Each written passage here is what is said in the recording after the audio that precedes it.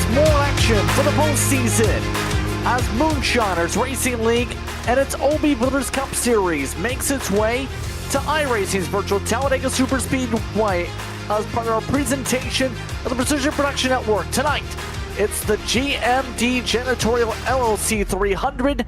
You catch it here once again on the Precision Production Network.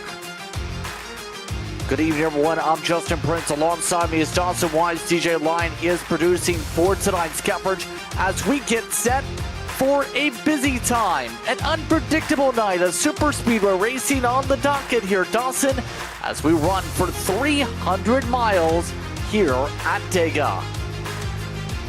Yeah, look, Talladega obviously needs no introduction. This place is one of the most chaotic, if not the most chaotic tracks on the circuit that we go to. And it's been known for some of the best racing memories over the years. Some of the most memorable finishes have come here. In fact, we just had one back on Sunday afternoon. So certainly tonight, as we have our round of 8 race here on Wednesday, you saw how intense Sunday's round of 8 race got here at Talladega Superspeedway. I can assure you we're going to see much of the same tonight, especially considering the playoff situations coming in for some of these drivers. Absolutely, and it's going to be really tricky for some. It's going to be a bit chaotic if we see a different winner in the postseason here, Dawson, because your top 4 are comfortable. Matt Cox with the win. In fact, as we speak, he's qualifying the wrong direction because he's bored. But Alex Coffey has a 51-point advantage. Brendan Bikey, 41. Sean Rogers, 23. Everybody else is in a must-win situation already with still 2 races to work with. That could all change tonight, though. Yeah, obviously, as of this second, they're in a must-win position, but Talladega, again, is a bit of a wild card. We'll see those 4 guys on the right side of that graphic. We will see them run up front tonight. I have no doubt in my mind. At some point in both the stages, I would think you'd see those guys challenging for some stage points, trying to close up the gap that way. And if that doesn't work, well, victory lane awaits someone at the end of 300 miles. And if one of those 4 guys wins, you could change your fortunes very quickly in terms of a playoff scenario. And all 4 have had speed at times in this playoffs and really have elevated their game over the past few weeks as well. So should be very interesting. Teamwork will be interesting to me tonight as well. A sneak peek to one of my keys coming up towards the beginning of the race. Now, originally, this race was to be 113 laps. It was reduced in session to 94. Those stages were to be 25 and 50 for tonight as well. Tire sets. Don't worry about tires. It's all about the setup and what speed you can put in the race car tonight if you want to contend for a race victory. In our words, quite simply, you better plan things out for your stints on the strategy. You better make sure you're good to go on fuel when it comes to slice and dicing your way to the front later on tonight, Dawson. Quite simply, you don't want to run out of fuel in that 3rd stage. No, and that's what it comes down to. First 2 stages tonight, we will not be worrying about any fuel strategy. That 3rd one, though, is right on the razor's edge of the fuel mileage in this Gen 7 race car. We saw it back again on Sunday afternoon. They could make about 42 laps. Oh, by the way, they were fuel saving on Sunday a lot of the time over the course of the first 2 stages of that race. Not sure you'll see a ton of that tonight, at least not to that extent. But we'll see who nails it on strategy. I guarantee you those guys outside looking in are going to be on the more aggressive side of it. Qualifying's coming to a close, and that means one thing. It's time to see, first of all, who got that all-about sheet metal pole award, and better yet, who's going to be able to start towards the front at Talladega Superspeedway. We have 28 entries for tonight's running to the GMD JANITORIAL LLC 300, and Paul Gallimore is the one with the AASM Pole Award. He gets it by 6 1/1000ths over Brendan Bikey.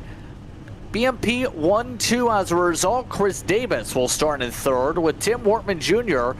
looking to not have the qualifying set in the session for the race. He'll start in 4th. He had nightmarish time last time. Sean Rogers so far has looked really good.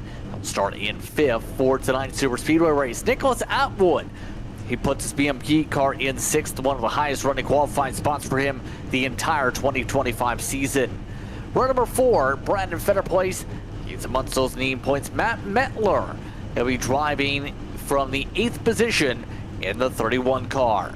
Running your top 10 tonight, Jose Medina and Shane Wyatt start his red 23 from the 10th spot, Dawson. Back on row 6, Darren Mills makes a start tonight in that red, white, and blue base mode Toyota Camry. He'll go from 11th. His outside will be Matt Mackin, also making an appearance tonight in the blue and black 01. He'll go from 12th. Back in 13th is Ryan Huff. Purple and yellow and black 24 rather. He'll go from 13th. It's Greg Card at his outside starting from the 14th position, the familiar 25. Timothy Harper's had a heck of a playoff run despite not being one of the 16 that made the field. He'll start from 15th tonight and at 42. His outside to be Nick King for Warrior in the 16th position. Another driver who's had some speed the last couple weeks in the playoffs. Another one of those drivers that needs points. It's Barry Sanders, the boss man. Brand new colors aboard that red, black, and orange. Very familiar to many of us who grew up watching the sport of NASCAR. He'll go from 17th. It's Jared Clark to his outside making a start tonight from the 18th position. And then rounding out the top 20, Matt Cox, last week's winner. Of course, the last to take a time. You notice the crooked number there. Again, that's because he qualified backwards. And Alex Coffey will go from 20th. One of the drivers very comfortable coming into tonight's race. Coffey will look charged from the back along with Aaron Matthews. Blaine Wilson starts down in 22nd tonight in the 18 machine. Then Corey Moore will start in the 23rd spot. Kyle Holden back in 24th. And towards the back as well, Johnny Shade will be joined by Nigel Christensen, two of the dig guards. We'll be looking to dig from the back. Chris Spear will start in the final row. Kaden Norfray will start dead last tonight from Dega. So time to battery run over here tonight from Talladega Superspeedway here in Talladega, Alabama. Also considered around Lincoln, Alabama. No matter how you slice it, though, it is Dega. How do you win it, Dawson? What are the keys to victory? Boy, you could go any number of ways, as chaotic as this track is, and it kind of comes down to how the race goes. I think first and foremost, and this is always a key on these drafting tracks, keep your nose clean. It's going to be crucial tonight, especially for the playoff cars. You do not want to put yourself behind the 8 ball by getting into a mess that maybe you can avoid. And that's going to be key number one, even later in the race. Don't put yourself in a compromising position. Don't get damage that you can't go and repair. Keep your nose clean at all costs. Key number 2, find your help where you can find them up front. A lot of BMP representation. That's going to be helpful for them early in the going tonight at Talladega. We'll see what other teams can get together and work together, or if later in the race you have to go with a car that maybe does not carry your team's banner, but you find that it works out. Let's say a healthy alliance for a little bit. And you have to find your friends where you can find them. Find your dance partners in this race. Get you to the end. From there, obviously, every man for himself. Excuse me, but find the cars that can get you there. And I think key number 3 is going to be that third stage. If we have a pit stop, if we have some fuel saving, make sure you've got your numbers right. Make sure you crunch your numbers all that you can and get yourself to the end. Running out of gas obviously gives you no chance. Let's go ask Kyle Larson on Sunday afternoon. Meanwhile, Paul Gallimore, we mentioned, was your all-about sheet metal pole award winner.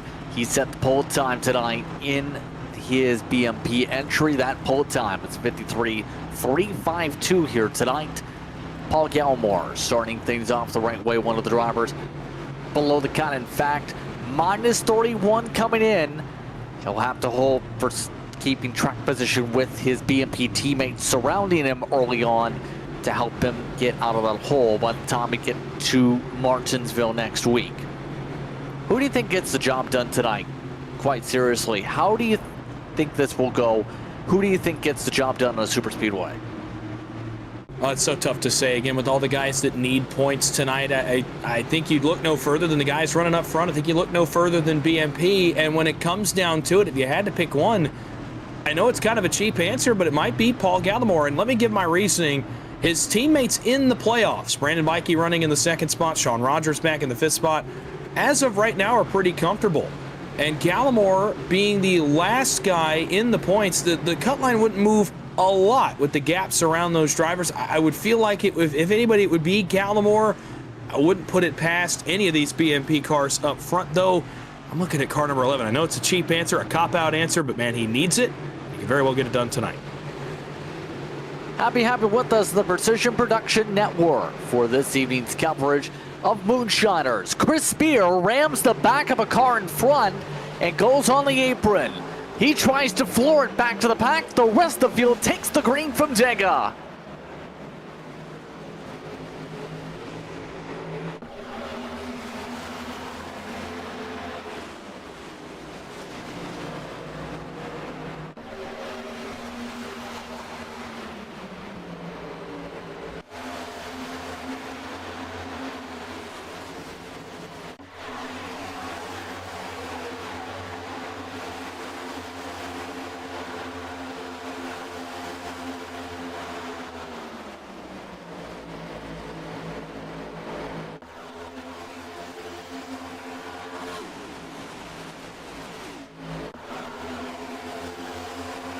Hearing technical issues already at the front of the field, being reported by Tim Wortman Jr. Brandon Bikey was the car he was trying to push at the time. Outside of that, it's Paul Gallimore, Chris Davis, Sean Rogers, all lined up along with Brandon Fitterplace down at the bottom. Most of the field wanting to choo-choo train Dawson instead of race aggressive, as you would expect with drivers looking to just save fuel a little bit. Not particularly surprised. I think the cars on the inside have really good setups underneath them. We talked about the issues with Wortman as well as now you see Bikey drop in line. And the first 10, almost 12, are clear to the inside. More cars coming through. I'm a little bit surprised still, and I'll tell you what, I got to watch this same combination again last night, and the outside did take some time to wind up. You had to have the right combination of cars up there to really get it to work. But this is not that. I thought that's what was happening. This is not at all what's going on. The entire field, save for 4 cars, led by Atwood on the outside, who's dropped clear out of the top 10, are along that double yellow line. Fuel saving, which is interesting to me. I did not think fuel was going to be a bit of a concern in this first stage. Obviously, these drivers have either proven me wrong or just want to keep their noses clean early in this one. As mentioned, though, Tim Wortman Jr. not going to have a clean nose for much of this race now. His nose got punched in off the start. That's why Wortman Jr.'s dropped from the front to the very tail end. He might be lucky to hold on to this draft here, in fact. His entire front nose looks like someone took a sledgehammer where the Yeehaw went and completely crushed in the front end. He's going to be having a hard time here. He does have Matt Cox to help at least, but he is struggling to section down the straight. Yeah, it's a tough break, obviously, early in the race, and that was key number 1, was keep your nose clean as to winning this race. And starting up front should be the most safe place to do that. Unfortunately for Wortman, not going to be the case. Let me tell you, the Dig Esports cars have decided to go, and it's not just one team of them, it's both teams of them. They've gone to the outside. It's 6 cars that lead the outside lane. Nick King thought about it, but man, they got too much of a run. And here comes the 7th, and it's Corey Moore. Big run to him. Here's the push from Johnny Shade, and all of a sudden, look at the representation for Dig Esports. 7 cars deep in the middle lane trying to make it go. And pushing on the outside, I think this is notable, is the Daytona winner, Johnny Shade in the 45. They're going to have some cars jump up in front of them that saw that run coming. Yes, indeed. We'll see if the outside gets momentum going. A Dale Jr. throwback scheme tonight for Barry Sanders, by the way. He looks to channel his inner Junebug to see if he's going to be able to find some speed here on the super speedways. Finally got the outside going. You can get it working here, Dawson, but so many people talked about last week during officials. It's a package that it's so hard to make passes at unless you are working together as a unit constantly. You try and let the car breathe to let the temperatures drop, you lose so much ground. It takes 3-4 laps at least to get enough momentum to then make up some ground on the outside. Yeah, absolutely, and it's a change that we saw made about a month and a half ago now, really almost 2 months, I think, since we saw this change get made.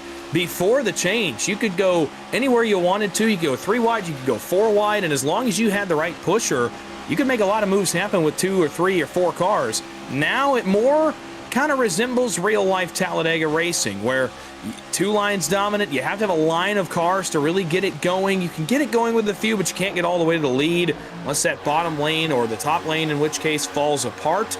So it resembles more real-life racing. It's harder, obviously, to make runs happen, and drivers have had to adjust, but They were making some progress. I was going to say, man, they're making some really good progress on the outside. They are not. They have dropped back again outside the top 5. They got up as high as about 5th alongside Jose Medina. Now Sanders drops back and loses 6th, loses 7th, may lose the 8th spot to Nick King as well on the inside. This is how delicate the pushing is now. Matthews has shaded out of line just a little right there. That is essentially throwing the parachute out the side of that top lane and not letting them go anywhere. Indeed, it's going to require so much coordination throughout the night.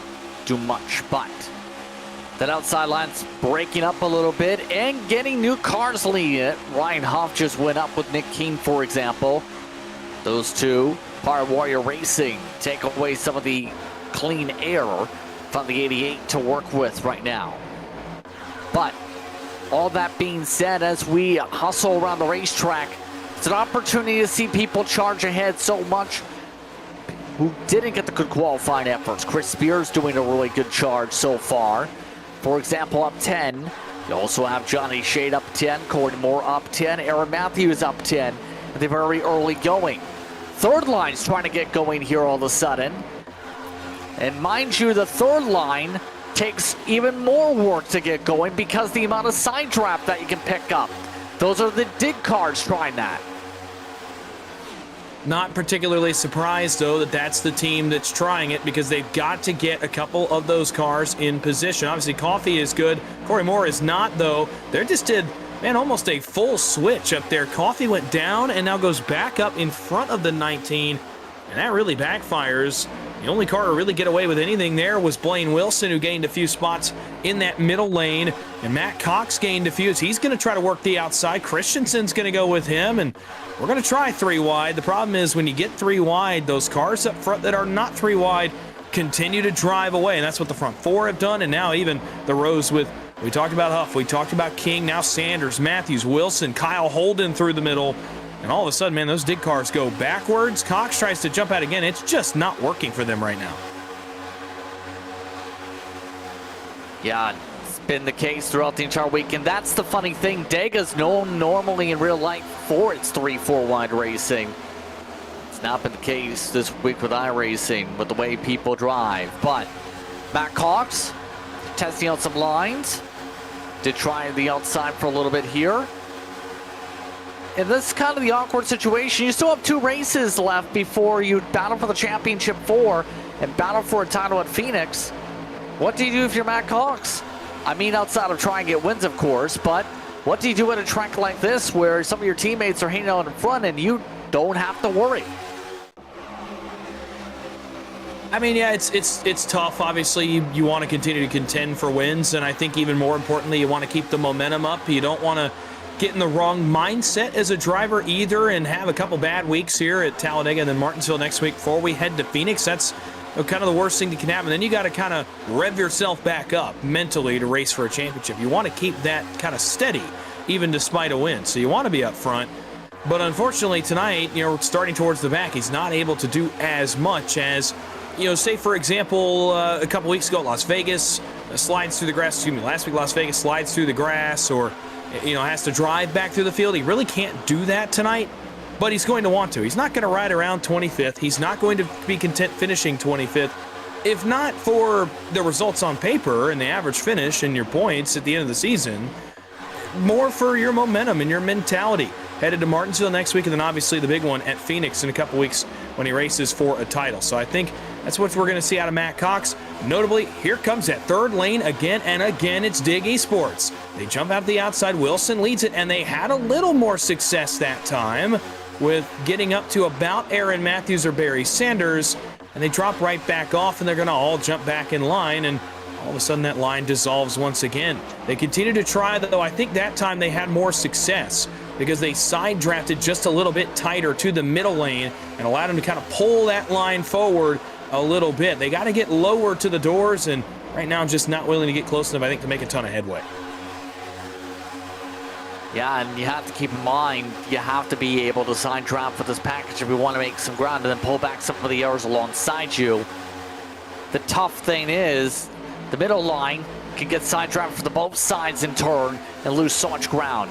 That top line has dissipated yet again. Matt Cox, he gets ditched. So does Aaron Matthews, and back through the field they go. Dig now lines up on the middle line. Oh wow, it's still a BMP controlled race here on lap 13. Paul Gallimore has led every single lap so far here tonight in the 11 car. Chris Davis still working in line with Sean Rogers. It's been status quo so far. Showcases just the speed that entire organization has. BMP going to be hard to break up. They have the numbers like Dig does, but they've shown the speed every time out. Remember, start of the year, Brandon Bikey won at Daytona 120 lapper. Then it was the response by Dig with Shane Wyatt in Atlanta. That helped get him in. But outside of that, it's been almost like a back and forth attack on the speedway tracks, because you talk about the race in Atlanta, Chris Davis, the second Atlanta race. You talk about Talladega the first time, Nigel Christensen. You talk about Daytona, that was Dig. It's been almost a back and forth tug of war affair on which organization gets to control this part of the season on the super speedways. It's been Dig and BMP all year. Well, now there's more stakes to it. Obviously, you know, we talked about the stakes in Daytona, and Johnny Shade gets the win there for Dig. We mentioned that. But now the stakes even larger, and it's the same two teams, you know, with guys in similar positions. A few that are in very good spots, a couple that are not. In this case, Corey Moore for Dig, Paul Gallimore for BMP, not in good spots at all coming into tonight in the points. So they again now go toe-to-toe, but this time it's potentially for a spot in Phoenix. And you know, by the way, one of those guys wins. All of a sudden, Rogers is not in a great spot, running third right now for BMP. You know, all of a sudden, he's not particularly comfortable headed to Martinsville next week. All of a sudden, you know, even Alex Coffey starts to feel a little bit of a sweat if one of those guys wins. And now you've got teammates on both teams that are sweating next week, and they go right back at it at Martinsville. So these two teams can't seem to lose each other, especially on these tracks. By the way, that middle lane really starting to work thanks to Dig Esports. They bailed on the third lane, but that second lane starting to work and bringing them to the front. Well, you could also credit the Warrior Racing cars that are working at the front of that pack. These two cycled up there about 6-7 laps ago. Ryan Huff, Nick King, those two drivers. Those two drivers with Renko power plants underneath them. And usually those cars can be pretty quick. And we're seeing that speed come into play here from Warrior Racing on the super speedways. Huff wants to get the run. Can he get a side draft out on the 11? They've got a triple car tandem pushing. You need that to carry momentum. They carry momentum side by side for the race lead, as we're now coming up to lap 17. Yeah, really nice push on the outside lane. Now those two finally got solid helpers. I think they just lacked the third car on back that were willing to get them all the way to the front. Now they get all the way to the race lead. On the outside, Huff noses ahead of Gallimore. Can't quite get clear, but now might. He's got a tandem behind him. Nick King has been a very good soldier for the 24 so far, and he's been a really good pushing car as well. See how that translates the rest of the way. Davis off of Gallimore on the bottom. Top is yet to really quit pushing, but now King does, and we'll go dead even. And the Alabama Gang super stretch. 5 cars up top, again, led by Matt Cox. The third lane's trying, but they're 10 rows back, trying to work their way up towards these Dig Esports cars. They're, by the way, lined up about 6 cars deep in the middle, and they're actually making some progress. So all of a sudden now 3 wide, about 7 rows deep in the field, and a couple of those Dig Esports cars are going to block it. All of a sudden, look at this pack off turn 4. You know, a little racy back there, but up front we have a new leader. First lead change of the night if they can hold on to the stripe. Ryan Huff gets the first non-Paul Gallimore-led lap tonight. And it only took about 17 laps to be able to get the edge up at the front of the field. The outside's got the numbers. They've got better speed, a lot more air breathe on the inside. And that allows the top 3 to merge down. So control of this pack is ripped away from the beast mode cars. Now we'll see if they elect to just ride or wait. Remember, The stage estimate end was 25. We're less than 10 laps to go on the stage. Things could get racy here for some stage points in a minute. Well, and you got to consider the drivers up here that need them. Paul Gallimore most of all. Fetter Place is in that boat. Man, what a save. Ryan Huff out of lead trouble. King's in the wall. Gallimore's involved. They're going to pile him up here in turn one. Matt Cox is in it more. Christensen, Sanders. Others pile in. It's the big one on the entrance of turn one. More cars continue to come into this one. And that is not what Paul Gallimore needed, going from the lead to meatball flag. We're under yellow in the 11. Some of the hardest damage of the incident. Mackin in the grass. Christensen spun around. Pure chaos into one. It looked like most of the field had missed it until the 32 and the 5 were amongst those sliding yards. But boxes replay pure chaos after King goes around. Yeah, it's a tough spot because we had just seen the moment. Oh my goodness, there's some contact there between Matthews and Mackin, and you see Christensen getting in it. Oh, big hit there, Mackin and Greg Carr. As Gallimore tries to avoid any more damage than he already had. It was tough, and we're going to go back and look. So we're going to see the first moment here when King gets a bad push on his teammate Ryan Huff here at the front of the field. He almost turns him sideways. When he backs off the throttle, potentially even stabs the brakes here at the exit of the tri-oval, Wyatt, I think, is going to give him a bad push, and it sends the 12 around. Watch this first moment. There's that first one, and as King's on the brakes, he just gets stabbed from behind by Wyatt in the 23. Gallimore nowhere to go, and watch these guys pile in. Corey Moore, Cox, Holden trying to miss it, and of course Matthews and Mackin and some others get involved towards the tail end of the field as well. The wild thing is, I thought most of the field was going to be okay until that 32 went sliding like it did. Great car. See you from the 25. It's one of the many who picked up heavy damage. And that's the tough thing. You had all those drivers chucking up on the apron in the first place, Dawson, trying to slow down, make sure they didn't come back up at full speed into traffic. That takes a lot of luck, and also, you normally would be in caution in that situation. In this case, car just chose the inside, thinks he's going to be okay, and nope, even the grass wasn't safe. Yeah, unfortunately, Talladega sometimes has other plans. You think you've found a place to miss a crash, you think you've gotten off the brakes enough, and this racetrack can still come and find you no matter where you are. They found a number of cars right there, and again, the most consequential here is Gallimore. Major damage. He led a lot of the opening 20 laps. The plan goes out the window. He'll lose at least one. I would venture to say several laps on pit road here and be put way behind the 8-ball. It's a really tough break for the driver from BMP, who was on track to get a ton of stage points and really tighten up the cut line. And time to flip the stage for some of the drivers that survived the incident too. Only 11 stayed out this time. Amongst those in for scheduled service, Chris Davis, Shane Wyatt, who did pick up front nose damage, as you can see. I've noticed this with a lot of cars. The front noses, I don't think people realize when they're driving, and you don't realize until you watch from the outside like we're seeing tonight. These front noses are extremely sensitive, it seems. 100%. And again, it kind of comes down to the way this car has been built. The front ends have been changed just a little bit, where they get a little bit more damage now, and it really slows the cars down. You talked about Wortman. We see him there repairing some of his damage from earlier. He gets a chance now to fix some of that. A lot of cars back behind them that were involved in the crash are on pit road. Matthews' car, King, Moore, even Corey Moore's hit to the front end did not look that bad. He is just now rolling off pit road after over a minute on pit road. He's just now coming off. Now that front end is clean. That just goes to show that hit looked minor, if that. He had to spend 60 plus seconds on pit road fixing it. So again, we're under caution. First time tonight of the GMD Janitorial LLC 300. The reset, who's up at the front now? Ryan Hupp and Johnny Shade, Blaine Wilson and Sean Rogers, Brandon Fennerplace and Alex Coffey, Brennan Bikey, Jose Medina, Kaden Northring, and Timothy Harper. Nicholas Atwood also stayed out. The restart coming up. That's the tough thing with these caution flags. These are the long lulls. Remember, each caution period tonight up to 5 minutes. A lot of time to game plan, at least. to think about how you want to approach the next run, Dawson.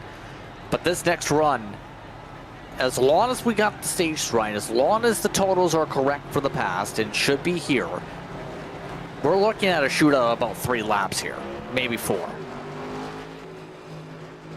Yeah, and now obviously we saw the split strategy as well. The guys that came down to take some fuel right here before the end of the stage, they will likely stay out and flip it at the end of this first stage.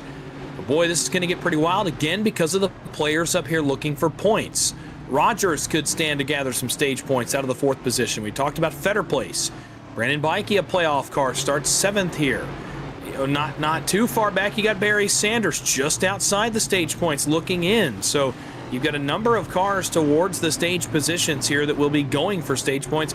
Oh, by the way, a number of cars that could care less about stage points, right? The guys that have been eliminated or guys that weren't in the playoffs that are just here to gather as many positions as possible that, again, could look at Rogers or Fetter Place and say, I don't really care where you finish in this stage, unless, of course, it's one of their teammates. But in this case, guys up front here, I'm not sure Ryan Huff particularly cares where the 44 or 34 will finish in this stage, but he's up there to go win a stage himself. It's a lot of different storylines coming together, and at Talladega, obviously, that energy all has to go somewhere. We're about to find out how racy things get and how some of the drivers who just prioritized planning for stage 2, where they will likely be at the front, but they're going to shuffle by the end of this run. Again, coming up to start lap 23. Drivers out of the race from that incident: Kyle Holden, Paul Gallimore, Matt Mackin. Mackin is officially done. Holden is also officially done. They have both left the facility. Paul Gallimore is still watching from the pit wall, but we'll have to see if and when that car returns. At best, would only score an extra point. If it does come back, would need a lot more attrition from this point forward. So, 72 laps overall in the race after this point to go. iRacing pace cars off. Remember, a long roll to get up to the restart zone into the middle of the tri-oval here at Talladega Superspeedway.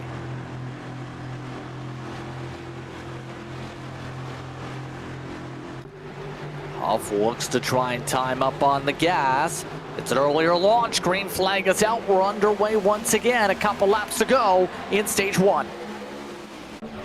Great start bottom side. Huff pushed by Wilson, pushed by Fetter Place, and at bottom, again, all night it's going to go like this. Rogers, man, that's a tight window. Down into 4th, leaves out Shade. Fetter Place is clear, and he's the first car I'm watching. Wilson likely will go with his teammates up on the outside. Shade and Coffee. I thought for sure Brandon Fetter Place would hang a right out of line there off turn 2 and try to win the stage, but he's trying to push that bottom lane through first.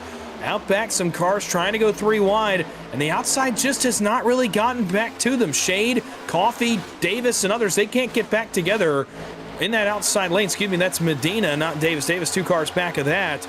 And coming back to the stage, white flag. I'm telling you, I'm watching car 34 here, Brandon Fetter Place, to do something, but here comes the outside now.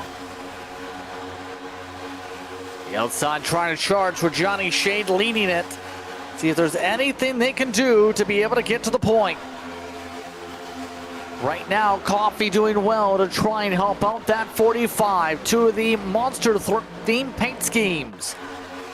Lap and a half to go on the stage. 3 wide starting to form up in the back as Shade gets pushed towards the front. Yeah, it's just not working. Not enough cars back there around Matthews, Wortman, King. That's the cars trying to do it. Actually trying to get track position before the stage ends. Man, we almost had a stagger 4 wide here. It may be close. Back there around those cars, they all get it together. Norfray trying to take a gap that really is not there. Meanwhile, up front, the pack continues to run deadlock 2 by 2. Shade on the outside. Huff on the inside. The push goes the way of Shade. He will lead the lap. Who will lead back when we get around here to the stage checkered flag as Fetter Place now starts to see stage points starting to head out the window for him. Up the banking of 1 and 2, Shade to lead, chooses to stay on the bumper of his teammate. Huff has no push and the outside rolls down the back straightaway. Shade able to clear on by. Now it's the matter of seeing where things go. Will Shade try and block down the bottom? Or will the outside still be the preferred group? It looks like it's going to be the outside, staying that way. Green and white checkered coming out at the stripe. Race control confirms it. Coffee looks to try and poke. Peels down to the inside. Shade covers him off. One to the outside for Jose Medina. Medina tries to steal it away. Instead, it's Johnny Shade. Green-white checkered, winning stage 1. So a non-playoff driver gets a playoff point technically. But it's Coffee and Medina amongst the top 2. Harper, Huff, Wilson, Davis, Better Play, Spear, and Rogers were around that top 10 vicinity at the time of the stage caution here. 45 gets control of things here as we continue our coverage of Moonshiners and the Obi Builders Cup Series. More coverage coming up. It's pit stop time for the top 11 who stayed up last time. You're watching PPN.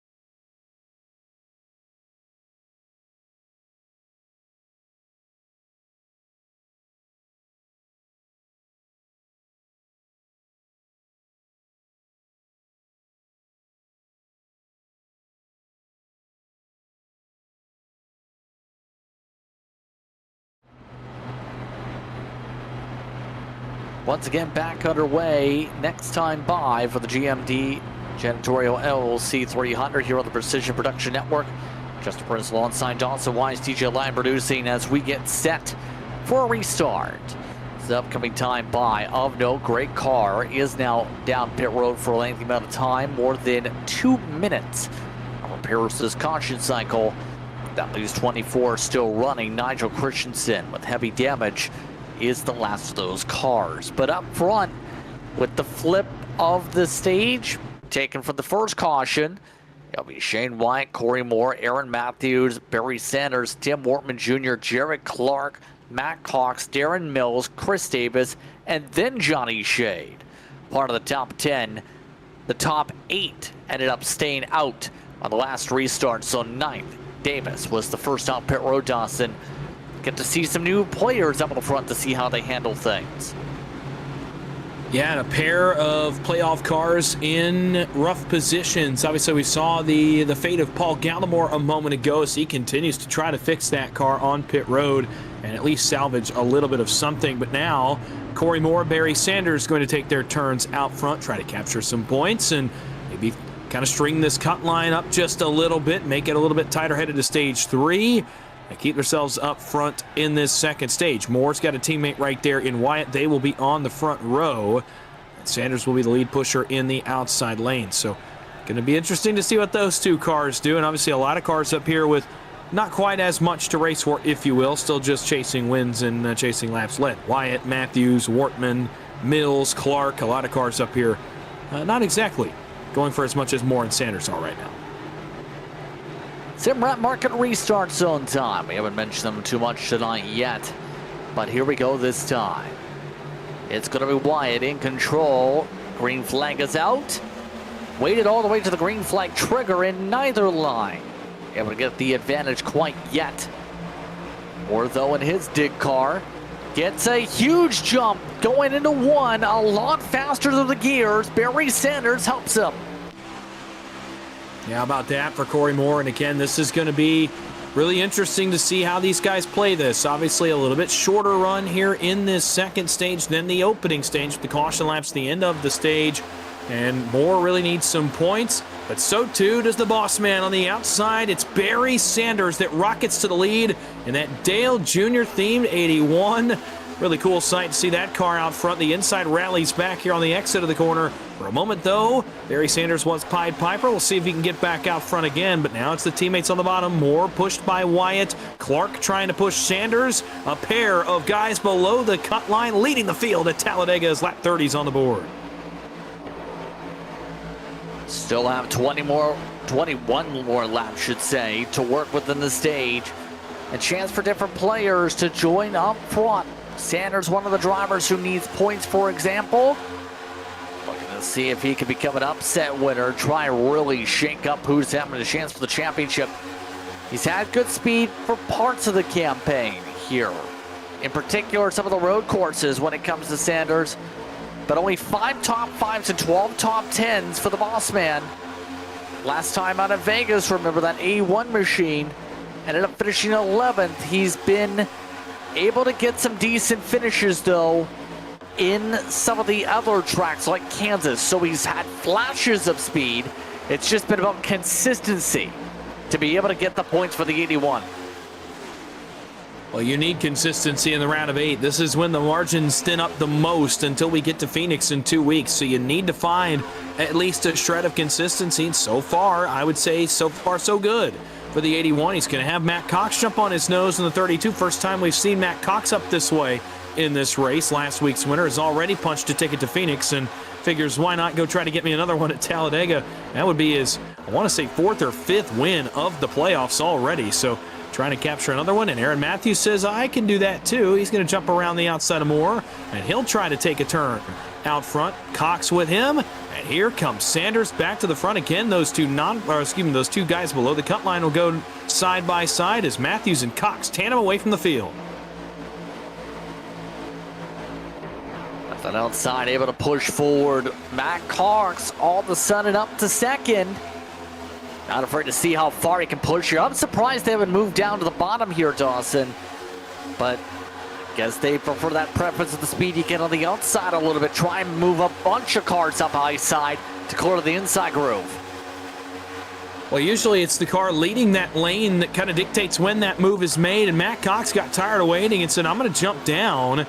and go to the bottom myself. Obviously, Sanders going to stay up. He's got his teammate, Aaron Matthews, up there, so no surprise to me that Sanders didn't move. But Matt Cox got tired of waiting. Usually that lead card kind of drags the line down when everybody gets clear, but Matthews was not having it. He wants to stay on the outside, control a little more from up there, and he'll have his teammate now on his back bumper, so it kind of works out. Inside, Matt Cox and Chris Davis, who's gotten back to the front.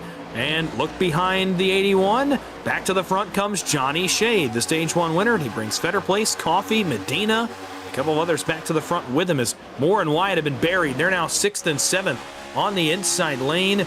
All of a sudden, as we look back from the leader, Matt Cox on the inside, it is a Hornet's Nest behind him into 3.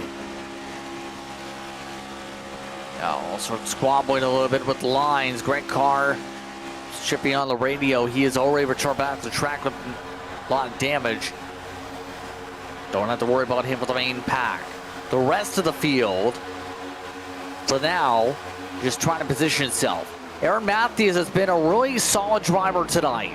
That 5 machine has been quietly one of the best cars to push or be a pusher, it seems. He's been pretty solid whenever he's been out on the outside tonight in the 5.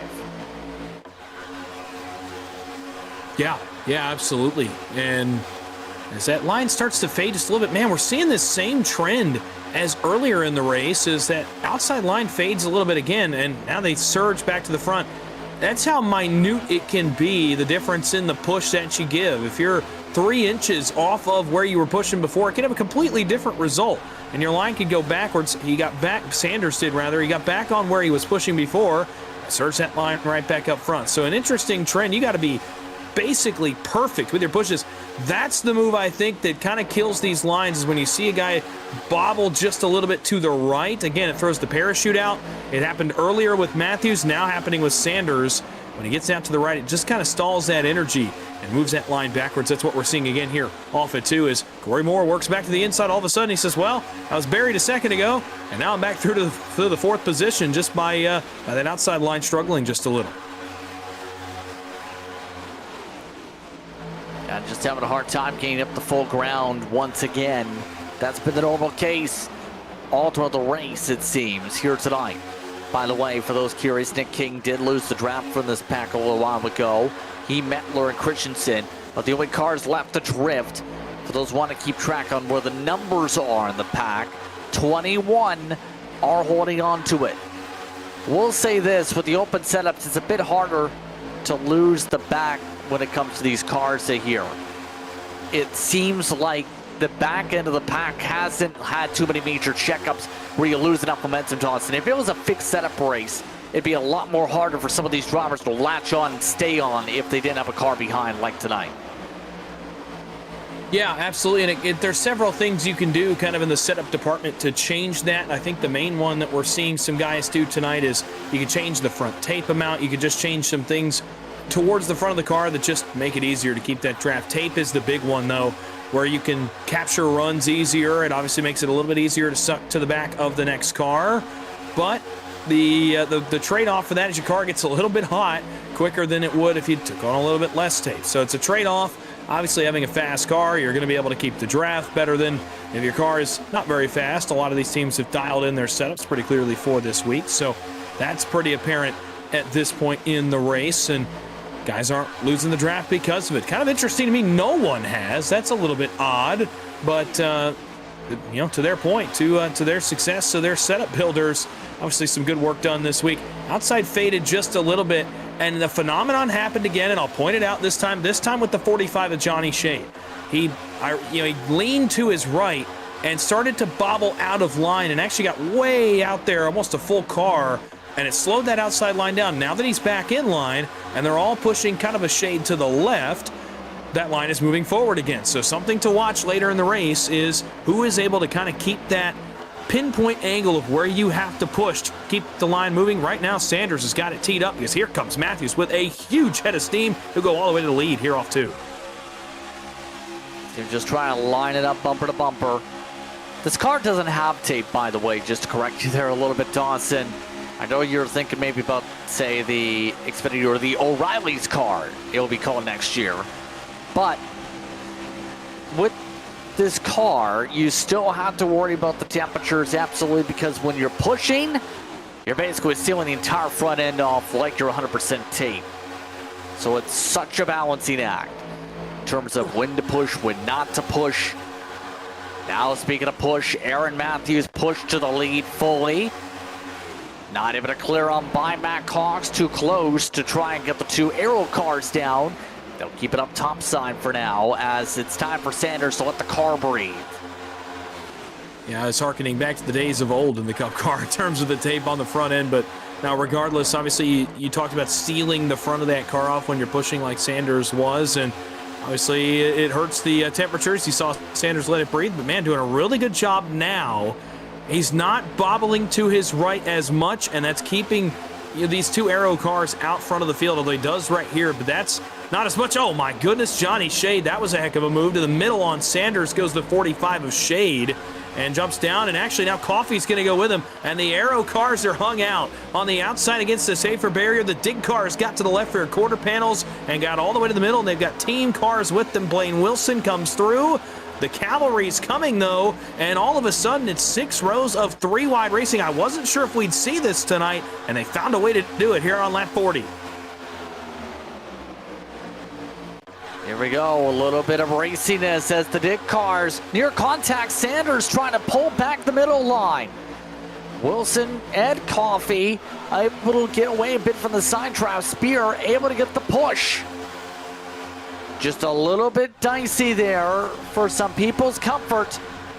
All this while Matt Cox controls that inside line yet again in the 32. But Shade looking to try and get himself a non-playoff driver win. He's been contending here tonight. That 45 seems to have the eye and the assistance from Coffey in particular to try and do it again.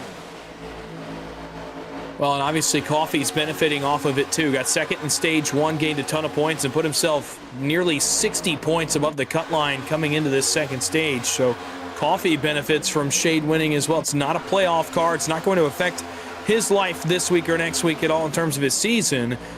And he can also, number one, get one of his teammates in victory lane. You obviously always want to get one of your team cars in victory circle, but it also gains himself some points. Just grabs him, some points all the way to the front. He wanted Shade to go right there. Johnny Shade didn't get the memo to go around Matt Cox. Coffey does. 3 wide for the lead. Shade gets hung out in the middle. Davis to the inside. Coffey on the outside. Wilson goes with Coffey. Spear is hung, and now we're 4 wide. Bikey to the inside of the 7 of Spear. 4 rows deep. 1 car in the wall. It was Sanders. They're still 4 wide. Atwood going around. Rogers going around. They make some contact. Norfray makes some contact. We make it okay, but a sketchy moment there as the latest victim of getting hung out was Chris Spear in the 7, and also Johnny Shea in the 45. A little bit too dicey for comfort for some there, but yet again, things hold on as the pack tries to keep itself secure. Still 52 laps to go with the race. Still coming up now to 8 to go in stage 2. Munso's trying to get the outside working, by the way. Timothy Harper, that blue 42. Now getting a triple car tandem working with the aero cars. That's actually working out pretty well, except for the fact Harper just had to back off massively. Something going on with the temperatures there for that much of a lift. All that being said, the dig cars want to change the momentum of this race. The BMP cars have controlled much of the way tonight. Shane Wyatt has Cox thinking, does the 32 do it? No. Shane Wyatt with the new front nose on the car up to second, potentially with the push here. Yeah, and pushed by a guy that really could use a good finish right here in stage 2. It's Corey Moore in the 19, although now that line is doing the same thing we saw earlier for Sanders in the 81 and Matthews in the 5, and he leaned to his right, and it stopped, I think, what would have been a massive run there into the entrance of turn 1. They regroup here in turn 2. They'll have a nice run here down the Alabama Gang super stretch, and here we go again. Can they get the push? You're on board with Wyatt. He's trying to actually back up a little bit. Look at his throttle inputs here. Wyatt is, what he's doing is he's backing up to break the air bubble that's between the back bumper of his car and the front bumper of Corey Moore's car, and trying to get those two cars tandem, because when the front two in a line are tandem together, the whole line moves a lot quicker. Unfortunately, could not do it there, and now that line is going backwards and backwards in a hurry. They're outside the top 5, now outside the top 6. They may lose 7th to Fetter Place before all is said and done. They made an effort at it, but they'll have to regroup and try it again. Only 6 laps to do so. Very easier said than done, though, as Cox has now led 9 laps here tonight. 32. Again, doesn't need the win, but he'd like to add to what has been a dominant campaign, to say the very least. 9 victories on the season. The championship favorite when we go to Phoenix for BMP. It's going to be the one to beat, to say the very least, just with how consistent he's been in these types of races. That outside is charging again, though. Having to get alongside 5th. Looks like they may have enough energy to get alongside for the lead in about a lap or two if they keep the pushes up at the right times here. Coffee trying to push the 19. The 19 trying to push the 23, as we're down to 5 laps to go. Yeah, Corey Moore is struggling just a little bit with the pushes that he's getting from Alex Coffey. They're trying to push 3 in line, and when Moore gets a hit from Coffey trying to line up on Wyatt, it's upsetting his race car just a little bit, and he's not been able to really stay stable in line and get that line moving as fast as I think that it can. They've actually got 5 of their cars lined up. Wyatt all the way back to Johnny Shade now, 5 deep in the middle, and you see those BMP cars at the front. They're thinking about it again. They're on board with Coffey. Look at these hits he's given Corey Moore 3rd in line. That's hard to negotiate when you're trying not only to push the car in front of you, but hang on to your own race car running 195 miles an hour. And you see it right here. He's getting considerable bumps from behind from teammate Alex Coffey. Now they've kind of shored it up a little bit. You see Coffey back way off here in the corner. They've shored it up just a little, where I think they've figured out a strategy that works, but they've not been able to get by Wortman for 4th. That's as close as they've been able to get to the front, although here comes a run down the backstretch. Here comes Dig eSports as they work back to turn 3. Can they try and get the edge for Shane Wyatt? Wyatt led 3 laps earlier on tonight. Once again, the run dying off once they get alongside the 74. It's been so difficult. Trouble. Darren Mills is in the outside wall, spinning sideways, and the caution's out with 4 to go. It might just do it for stage 2. It'll be awfully close. It's going to be tight. End of stage is confirmed, though. Darren Mills, a meatball flag for him, as this does indeed end stage 2 early. Let's see how when the RS button boxes replay, Dawson. This was back around where there was some jockeying. Brandon Bikey, Timothy Harper had made a move just a moment before. They actually get past Darren Mills. So this is in some of the jockeying going on towards the tail end of the field. And Mills just running basically by himself on the inside. Gets one bad push from Matthews. They try to line back up. Matthews hooks him to the right. And into the wall goes the 2 of Darren Mills and slides back up into the triangle. I'm not sure the damage is fatal here. It does not appear to be, but certainly not a great break here for the 2 of Darren Mills, who, again, look how far off of Rogers he is. He's just trying to survive the end of stage 2, and unfortunately, again, sometimes Talladega just finds you. Yeah, here's the look at a slide across for the BMP machine of Mills. Hard contact to the wall. Lucky for that would not get collected. Only Mills essentially got any damage from it.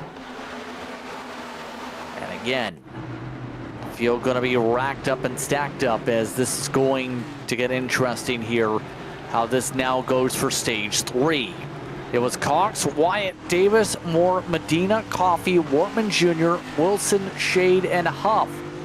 We're in the top 10 at the end of the stage. And as you would expect, just about the entire field is coming down. This is going to be interesting, though, because we're talking about this before. Fuel was going to be close depending on the stage caution for stage 3. I think this just made it near impossible to save enough gas to get to the end with the early caution. Yeah, it kind of gave us exactly what we wanted, right? Green flag pit stops and stay in stage 3 with a chance for strategy to determine this race. I'm a big strategy race guy personally, especially here at the drafting tracks, and kind of works out pretty well perfectly for now. You got to crunch some numbers in this third stage. So Darren Mills stayed out this time. Not sure of the situation there. He has to come down. But we will take a step aside for a moment. You're watching tonight's action of the GMD Janitorial LLC 300. More coverage of Moonshiners coming up on PPN.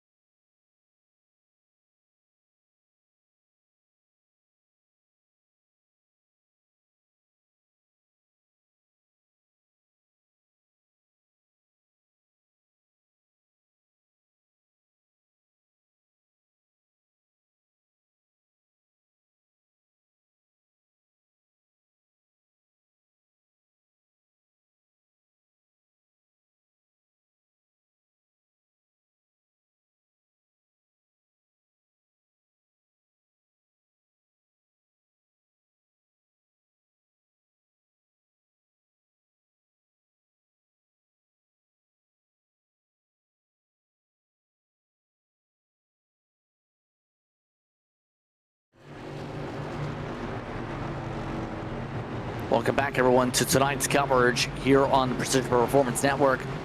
As we get ready for tonight's coverage, Precision Production Network should say, thinking about the real world side of things for a split second. In all seriousness, though, it's Jose Medina now in the race lead with the pit stops. Davis over Bikey, Rogers, Cox, Atwood, Mettler, Clark, Wilson, and more here. 44 laps to go when we get back going. This is going to be interesting. Yeah, obviously now the fuel question comes into play, as we just talked about before the quick break there. You have that, but now you also have to put yourself in position to win the race. You can save some fuel, sure, but you got to put yourself in position to win the race. And track position has been very hard to come by tonight, as has been classic with the next-gen race car over the past 7 or 8 weeks.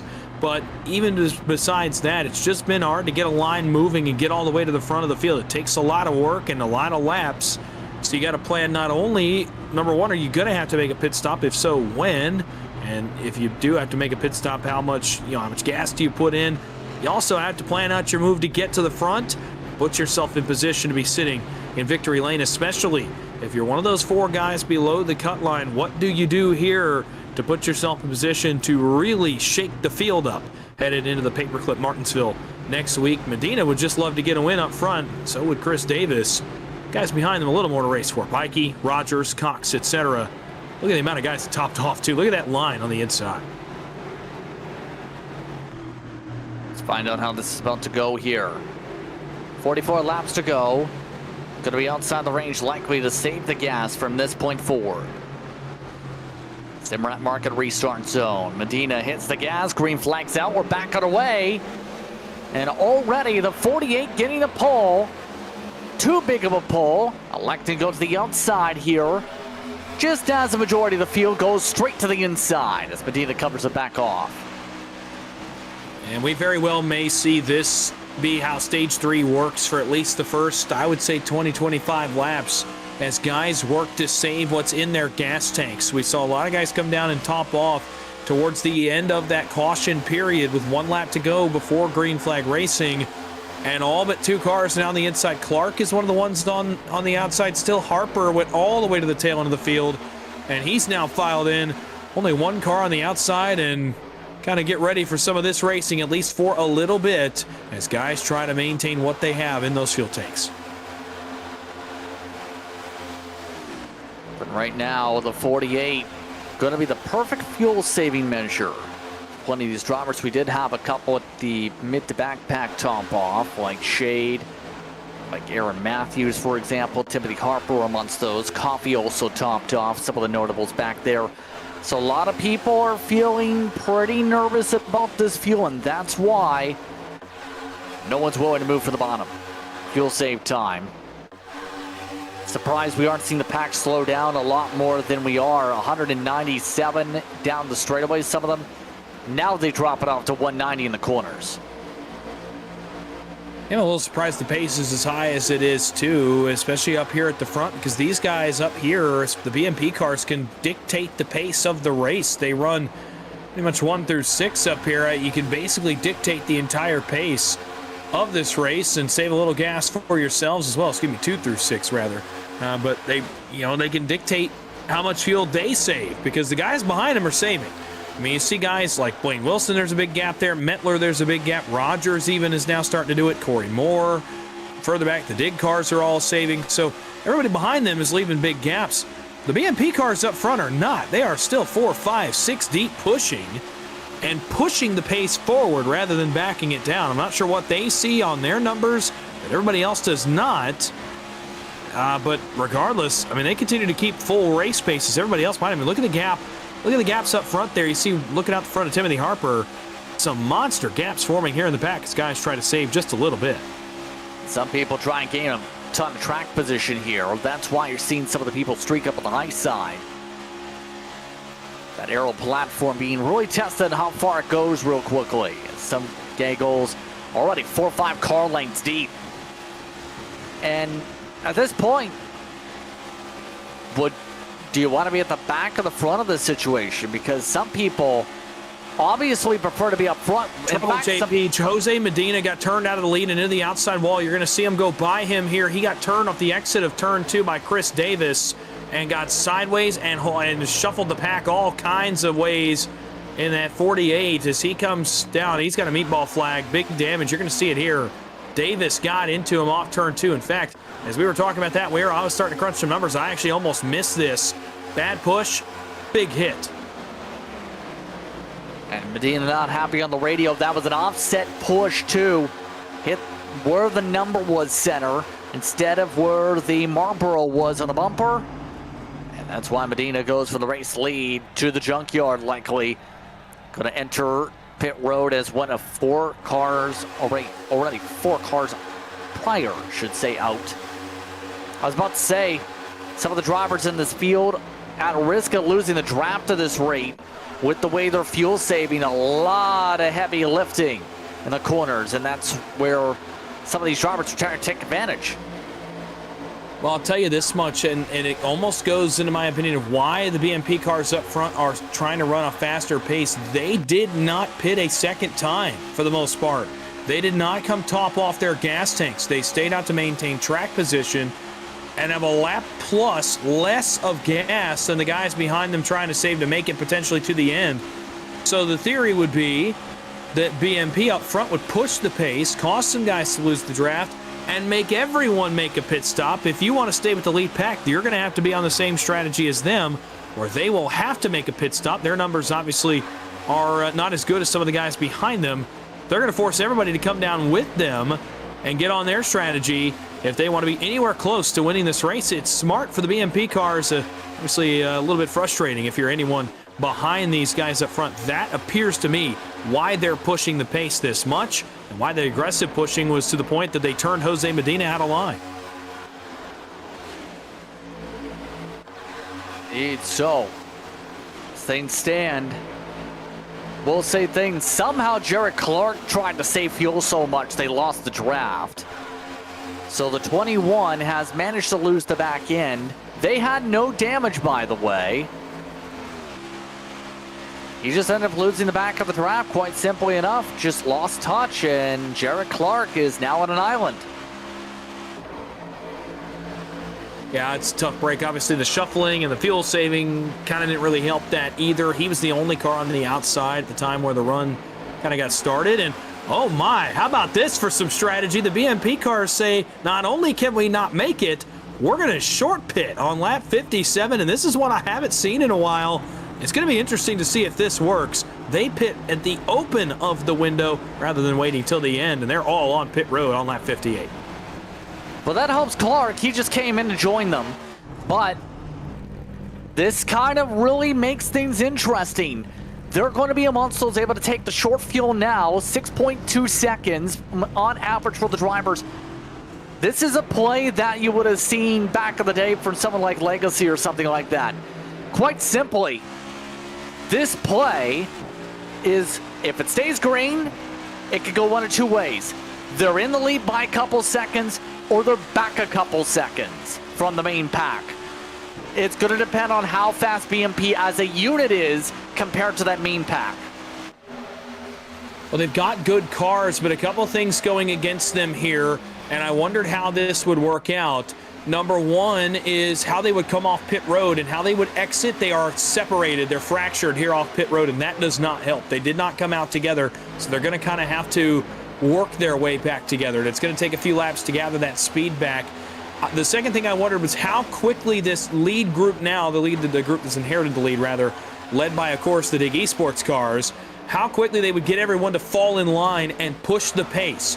Because what now they have to do, they're going to have to pit. If they want to keep up with the BMP cars, saving to make it, I'm not sure is an option. You could try it from here, but it almost feels like the pace that those cars are going to be running, you might have to pit regardless.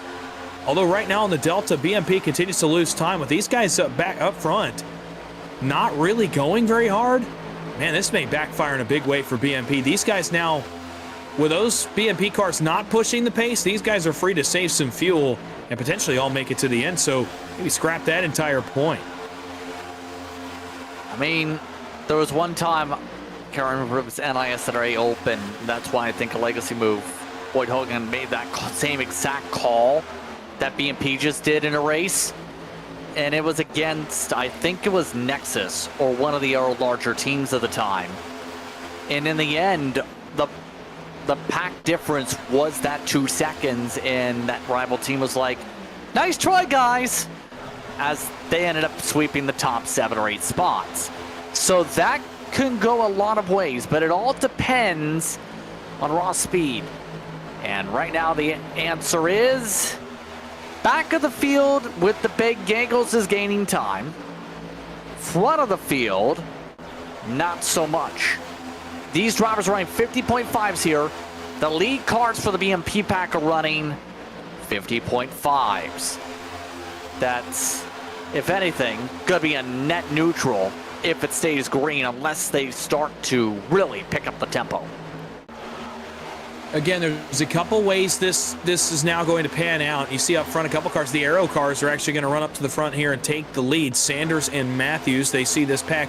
They have backed down the pace a considerable amount on this lap, even compared to last lap, as they are going to go all the way to the front and actually drive away just a little bit.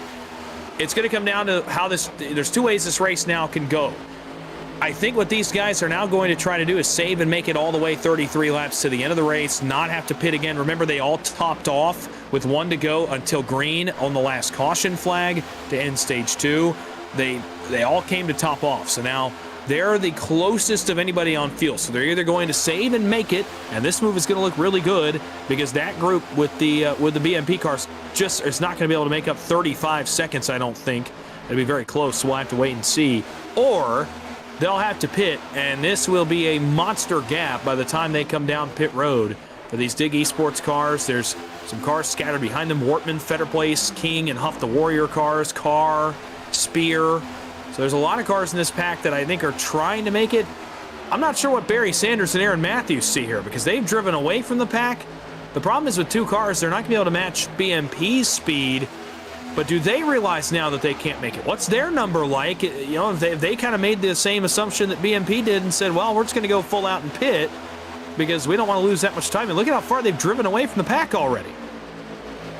Yeah, this is, well, Haven't seen this 2018, haven't we, in real life? 2019, I think it was, where an entire team can just run away, or at least a couple cars from it. Obviously going to be interesting where things play out. They are at this point slower than the BMP pack, by the way, who has indeed pushed their efforts into the 49-second bracket, while the fuel save pack is running 51 seconds. They have gone into extreme save.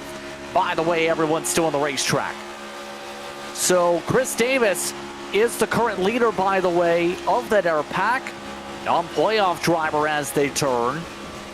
The 74. You can see him still having to modulate the throttle just a little bit, make sure the bumps are timed up with Cox and Rogers to keep the pack going. This is where all the talk comes in. Matt Cox streaks out to the high side all of a sudden. I think Cox had to cool down the motor, rotate the pusher, go from there.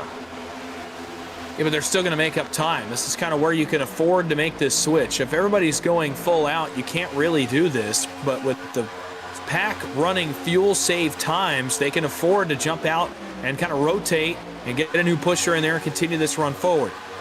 The issue is going to be the amount of saving that this group is doing from third on back, being Wyatt on back to the end of the, what is effectively the largest pack on track. Obviously, they're not the lead group anymore with Sanders and Matthews, who, by the way, have driven away by almost 6 seconds on the pack with Wyatt and company in it. So what this pack up front can do is they can, in extreme save, you would think they'd hit their number here pretty soon where they could get back on the loud pedal. And if this BMP pack is still 25, 22 seconds back, it's just not attainable. They're going to run out of laps, even if they continue running as fast as they have. So this pack in extreme save, what they're doing is they're not going to save it little by little by little and maybe run out at the end. They're going to save it all now so they can just go and get away from the BMP cars. They still have 20 seconds on that group, by the way. It's a long way. They hit their number in the next 4 or 5 laps. It's just not going to be enough time for BMP to make this work out. Yeah. It's going to be so interesting how things cycle here pretty soon. All this, by the way, 7 seconds gained by that air group, by the way. The 2-car tandem. Because the fuel save's just gotten so much lower. 185 down the straightaway.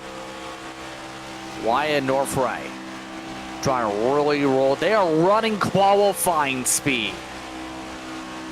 This is not going to work out on time delta long term, just with how much time they're bleeding here. But it's worth the shot if they're able to save the pit stop if it stays green. This is the beauty of a race like this. With the amount of laps, you can see a lot of strategies play out like this. Yeah, this is one of the crazier fuel saves I've ever seen in terms of how slow they're going. But again, they are max save. We're going to watch that delta between them and the BMP cars. It's still just under 15 seconds. If these guys hit their number and start to go, they've got more cars. That's just going to be advantage to that group. It's just how it works. It's the nature of superspeedway racing, where if you have more cars, naturally you're going to go faster. They still got about 13.5 seconds, but they're going to have to start thinking about going here. I mean, I understand you want to get to your number, but if you can't get to it in the next 3 or 4 laps, it's going to start to enter danger zone territory where the BMP cars could run them down on pure time. They're doing a really good job of pushing and rotating right now. See the distances? Let's take a look at how big this distance is again to emphasize. Turn 3 entry. Then you have to go all the way back to the end of turn 2, just to the next pack of cars. That's a massive streak, by the way. They'll have to close up. And then the next pack is already coming out of turn 2 as they're entering turn 3 also. Those drivers 10 seconds back of that respective pack, and have already gained 4 seconds on Sanders and Matthews' pack as they go. So again, these approaches could be chess piece. Sanders at this point obviously is hoping that somebody steps on it when the packs converge here. That has to be the hope. With him to keep the track position, to be able to run up front like this, see how things work. It's looking really good if you're in that 15th through on down pack at this moment on raw speed, because they're going to catch the draft of the people saving fuel at this rate in 3 laps. Yeah, we continue to watch some deltas here, and that group just has not gotten back on the loud pedal yet. BMP's been on it the whole time. It feels like Shane Wyatt and company have to go now. They have to get on the loud pedal now. I don't think you can afford to lose any more time. The gap down to 5.5 seconds back to Davis. A second and a half is draft range in this Gen 7 race car. You can't let them get that close. Now they're under 5 seconds. I think you got to go for it at this point. I know you might not be at your number, but you're gonna be losing the race anyway at this rate if you don't go. It's down to 4.3. We're very close to them receiving some draft and then it not mattering in this group. I almost wonder, and I really never posed this question until I was sitting here thinking about it, is this group with Wyatt, are they just going to let BMP get back to them and then hit the loud pedal? Is that the plan? Is that going to get them to their number? Because, you know, if they wait until this pack gets here, perhaps now they're going to be good on their number and then they can go. Yeah, they'll have to race the BMP cars, but they'll still be good on fuel. They won't have to worry about running out. I almost wonder if they're just letting them get back in it. And they're back in it, by the way. I mean, you can see the pack in front of them. They're back. And I just wonder, and sure enough, as this pack starts to get there, Wyatt and company, they're on the loud pedal with about 1.7 second difference back from the tail end of the lead pack to this car right here, Chris Davis. Kind of had to go with how much time they were losing there. It was kind of get irrelevant, really serious, and now it's a spinner. Hard contact, Nick King, no caution though.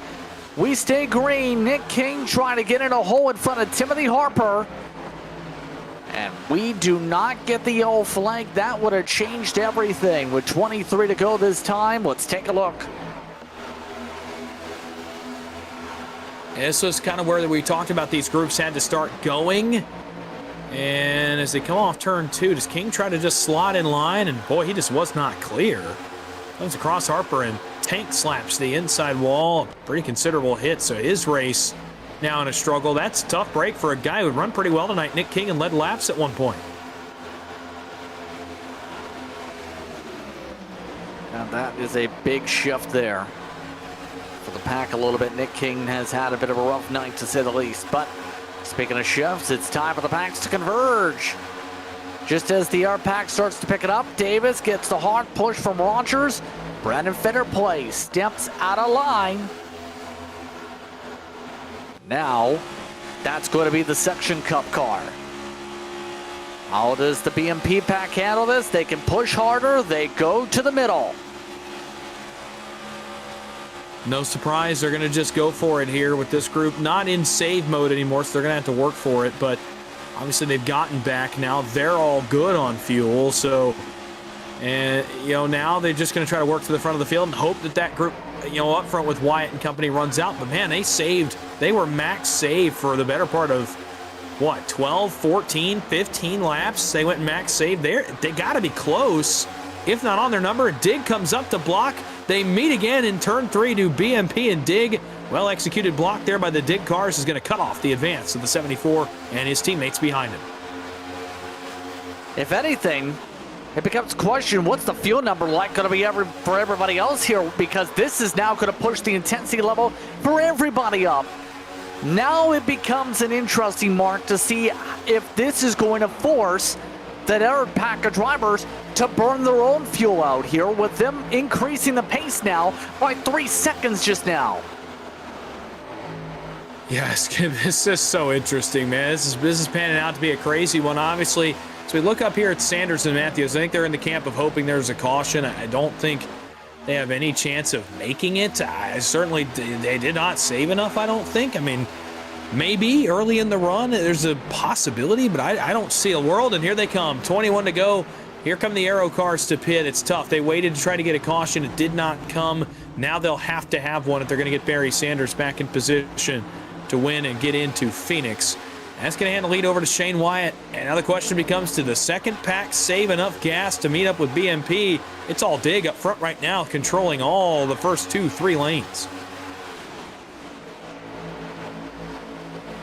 Traffic jam galore with Sanders and Matthews in. Mind you, with this situation, Sanders and Matthews going to be on their own the rest of the way here.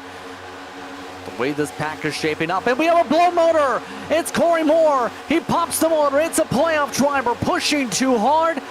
And the 19 will lose massive points. It's a must-win for the paperclip now.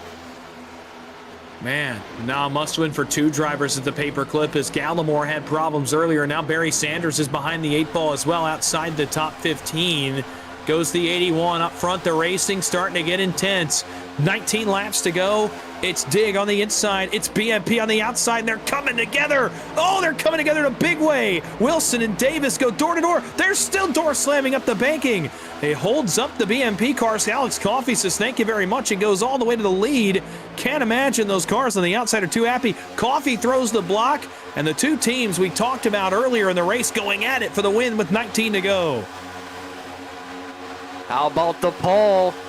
Coffey gets a lot of help. Chris Davis willing to push, and now it becomes the Pied Piper line along the wall. You can use the outside if the field cooperates. And guess what? They're starting to cooperate in a big way, but Davis has the help. Nobody going to help out the 54. Davis to the point, 19 laps to go. His help in regards to Coffey will come right behind your contact, and then it causes a checkup.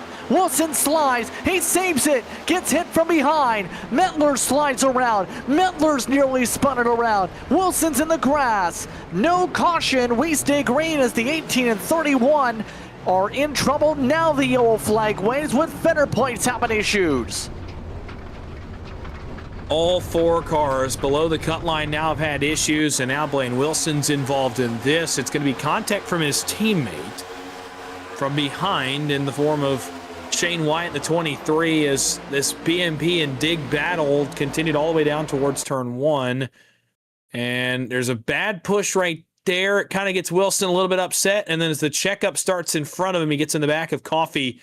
Nowhere for Wyatt to go except through the left rear. The 18, big hit there for Mettler, as he gets right into the back of the Blaine Wilson machine. Then obviously you mentioned Fetterplace as well being involved in the 34, as he was a little bit slow here off turn 2. Doesn't appear to be much damage to that race car, though. I think the trigger was Wilson in the end when Nigel Christensen drove by the scene of the crash. Because at the very tail end of that, Wilson put it down to second gear, started to try and get it revved up, or at least had struggles to rev up, and then got going. Take that as you will, just watch this. Second gear, according to his IndyCar dash, and then that's close enough for the trigger, and then he gets fired up. I guess so. He's having problems driving that car away, though, so you got to imagine some damage or something going on. He also heated up the tires to no end in the 18, but he's struggling to even get it going. I mean, that car's not driving straight. You can tell right here it's kind of trying to get out from underneath him even as he's driving down the back straightaway. So problems getting back going. Boy, you want to, I was just going to mention, you want to talk about who gets the break. It's the two Aero cars, and Barry Sanders is right back in this thing with 17 to go. That's the exact caution that he needed to be right back in position to potentially get up here and contend with these leaders for the win here tonight in this round of 8 race. So, this will definitely make sure everyone's good on fuel. And it looks like a lot of drivers making sure they top off so they're good in case of GWCs, as well as for the weight balance for the platform of the car. Sean Rogers, Brendan Bikey, Matt Cox, Nicholas Atwood, Barry Sanders, and Aaron Matthews did stay out, so that does help out the 81 and 5. We will have a restart with less than 15 laps to go, though, in this one. First one off pit road. Coffey's already completed service. Will be the first on the top off, followed by Wortman Jr. and Harper. So now it gets very aggressive here. You'd have to think Dawson for the race win. This is about to get dicey. Well, especially considering who's up here, and now you've got some fighting narratives up here at the front in terms of guys that have different agendas, rather, not narratives, fighting agendas. Rogers and Bikey, both playoff cars, above the cut line, in a good spot to gather points, but both would like to just win and avoid the chaos of Martinsville next week. Of course, Matt Cox won last week to get his way into Phoenix. Nick Atwood's got teammates up here, but now you wrestle with the mental game. Do I help my teammate win, or would I rather go win one myself? And then you get to quite possibly the most interesting storyline left up here at the front, and that's what the BMP cars did not want to see. It's Barry Sanders, and he could seriously upset the cut line and the points going into next week and really make some guys up here sweat. And some guys that just came down pit road sweat. Alex Coffey sees Barry Sanders up there. He's certainly not enjoying that, I don't think. But even a couple of the guys, Rogers and Bikey, they're probably not enjoying it either. Seeing Barry Sanders run 2 spots behind them, saying, man, I mean, if he wins, all of a sudden their jobs at Martinsville get a lot harder. This is going to be, it's going to be wild. And my question now becomes, what is Barry Sanders willing to do? Put his car in victory lane and make things super interesting.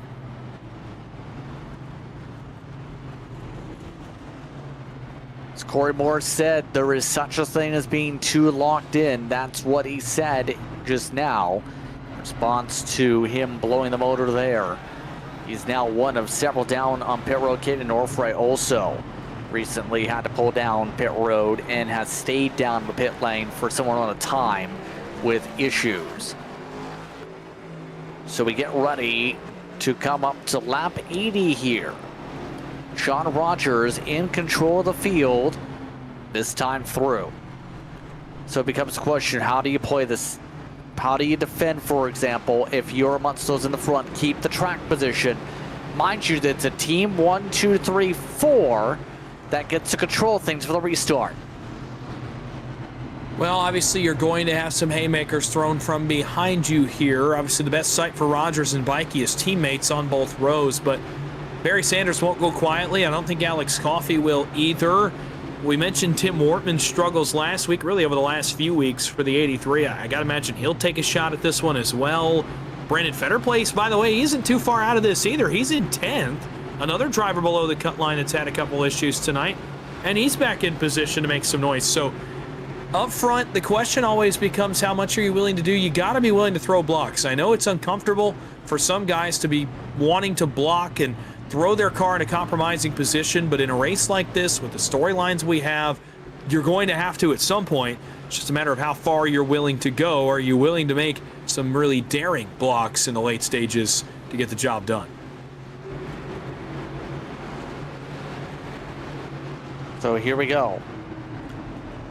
Again, 44 and the 27 going to be on the front row. 14 lap dash coming up to decide how things play out here tonight. We'll get the edge is the biggest question on everybody's minds here at Talladega, with so many different winners in the super speedways, but 2 organizations controlling things. BMP currently holds court here at Talladega.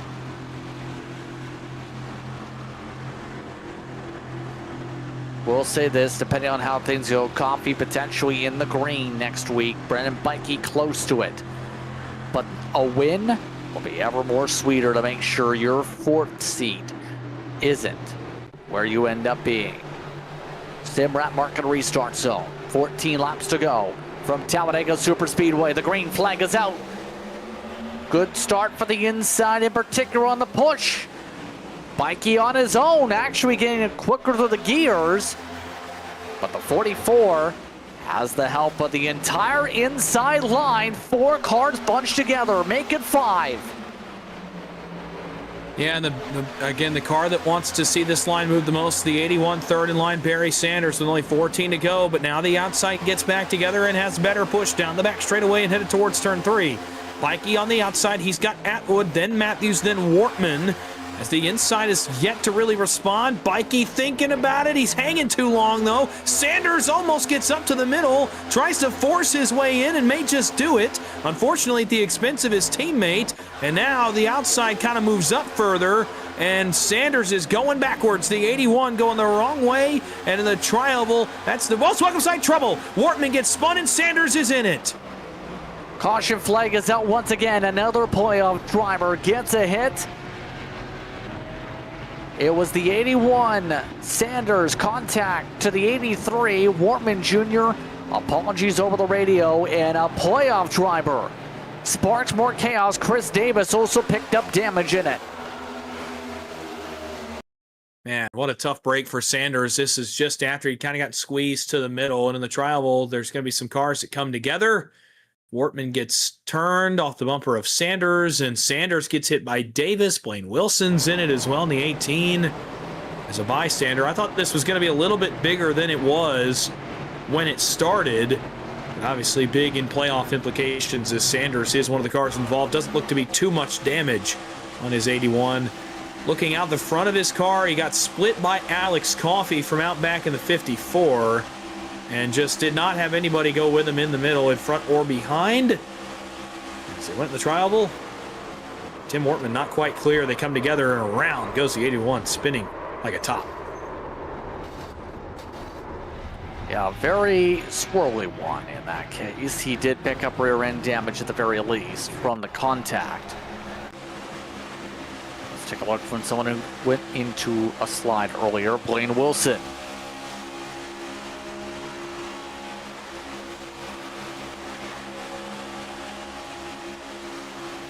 See, Davis just shoved it in, and that's where the damage to Sanders came from. The 18 does take front nose damage, though, as Wortman Jr. slides up into the path of the 18.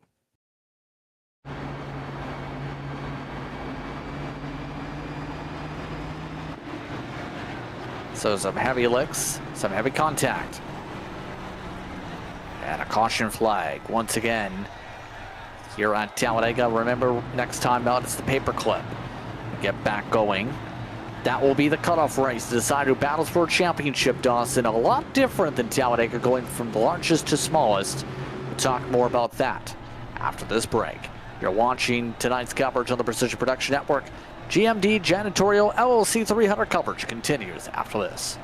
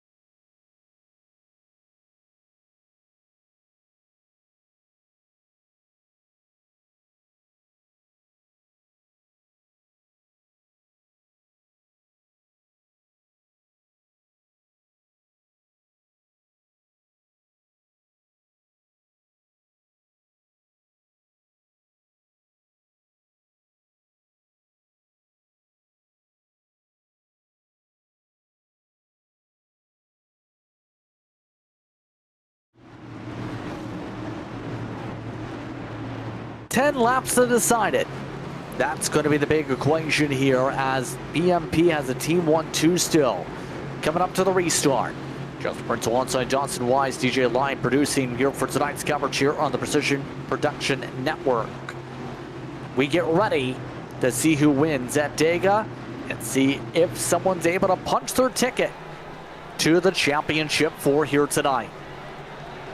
Coming up to the restart zone, brought to you by SimRat Market once again. It's going to get curiously interesting to see what happens with the 44 who chose the outside this time.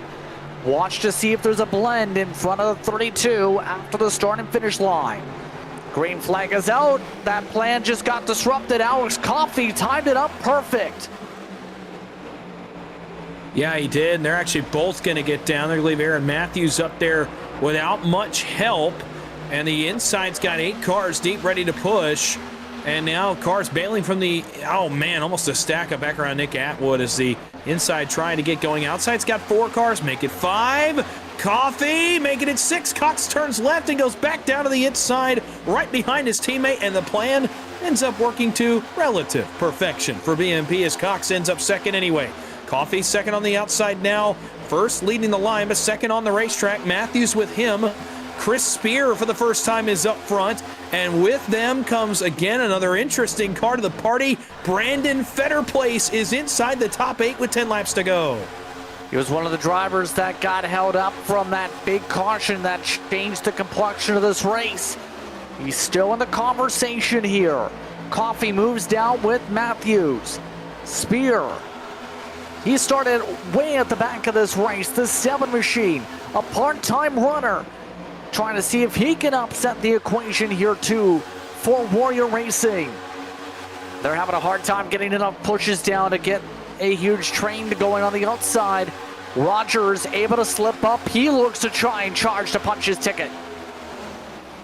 Yeah, plus 23 coming into tonight, but did not capture really any stage points, and looking to get the win to get himself into Phoenix the easy way, and easy obviously being a little bit sarcastic. That outside still is not going much though.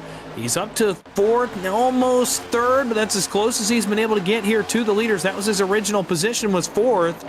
And that's as close as he can really get because the outside just has not been able to get going. Trouble in the back. It's Chris Davis, Barry Sanders, another car involved. I think might have been Greg Carr, and the caution flag's going to put us back and closer to a late race restart once again as Davis gets spun this time, and it's night gone bad to worse for Barry Sanders.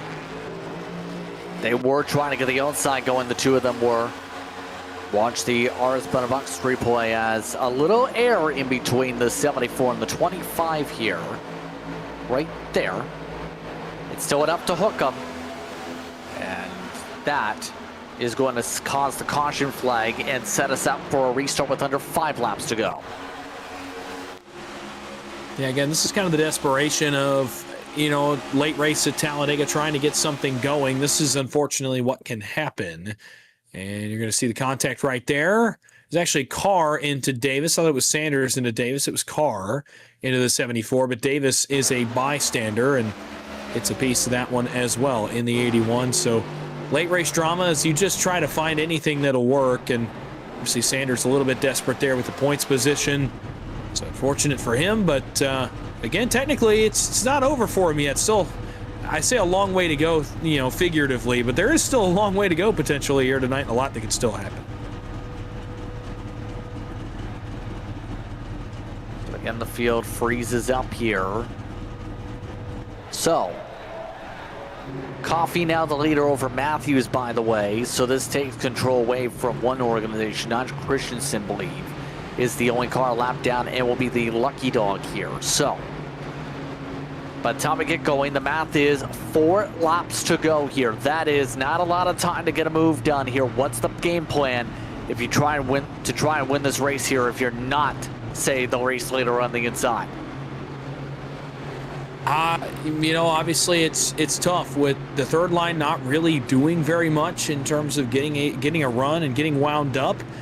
You're going to have to just trust the process if you're in the middle. I think getting to the middle is object number 1. I don't know if the bottom, 5, 6, 7 rows back, I don't think you have an opportunity, but get to the middle and hope that you can kind of push that line forward and maybe you get a window. Obviously, it was very close to Fetter Place getting a window there on the outside. If he'd gotten a little better push to the back of Chris Spear, he was going to be second, if not first, on the outside lane just by getting their lane moving forward and cycling cars to the front. So that's the goal in the middle. You just don't have a lot of laps to do it. You got to move quickly if you're that middle lane. There's also not a lot of competitive cars left that don't have any sort of damage by virtue of some incidents tonight. So not as much energy, not as many cars.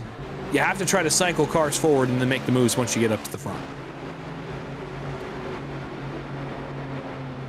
That's going to be the huge thing, is setting those chances up, as Barry Sanders just got a black flag on his pit entry.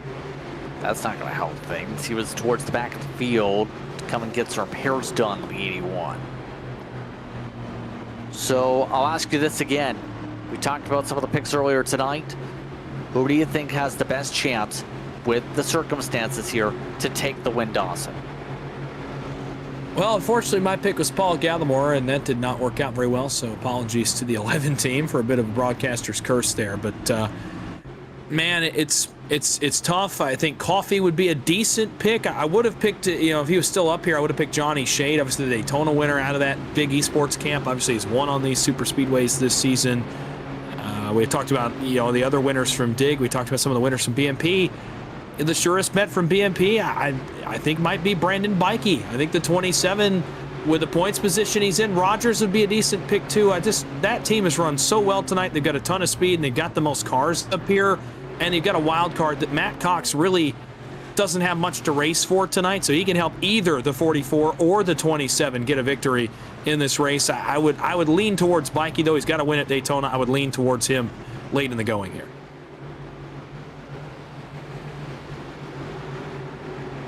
Going to be an interesting run to the very end here. We are down to just 16 cars. There was a lot of attrition in this third stage. At one point, we only had the one car out. Things have really stacked up in terms of some of the incidents as of late here.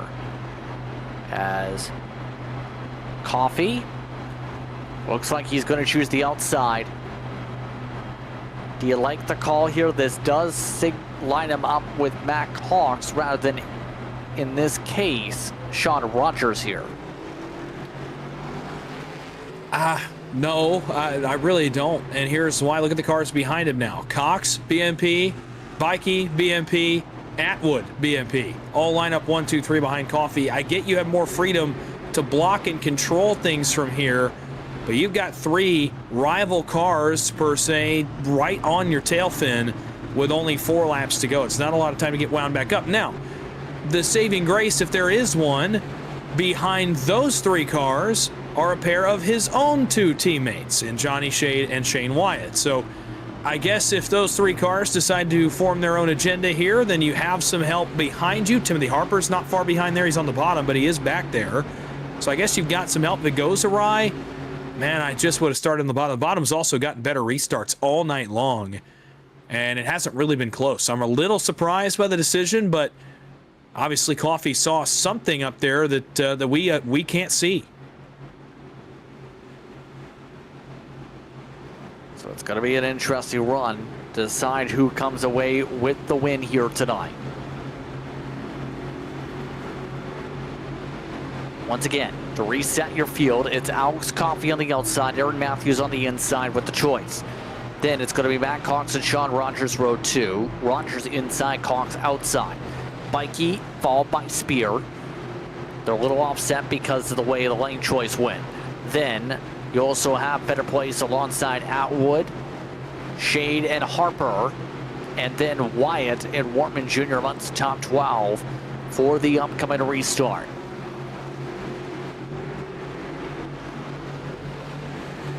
So it comes down to 4 laps to decide it. Next caution likely triggers the green-white checkered if necessary. Coming up to the Sim Wrap Market restart zone. Dig and Arrow on the front row.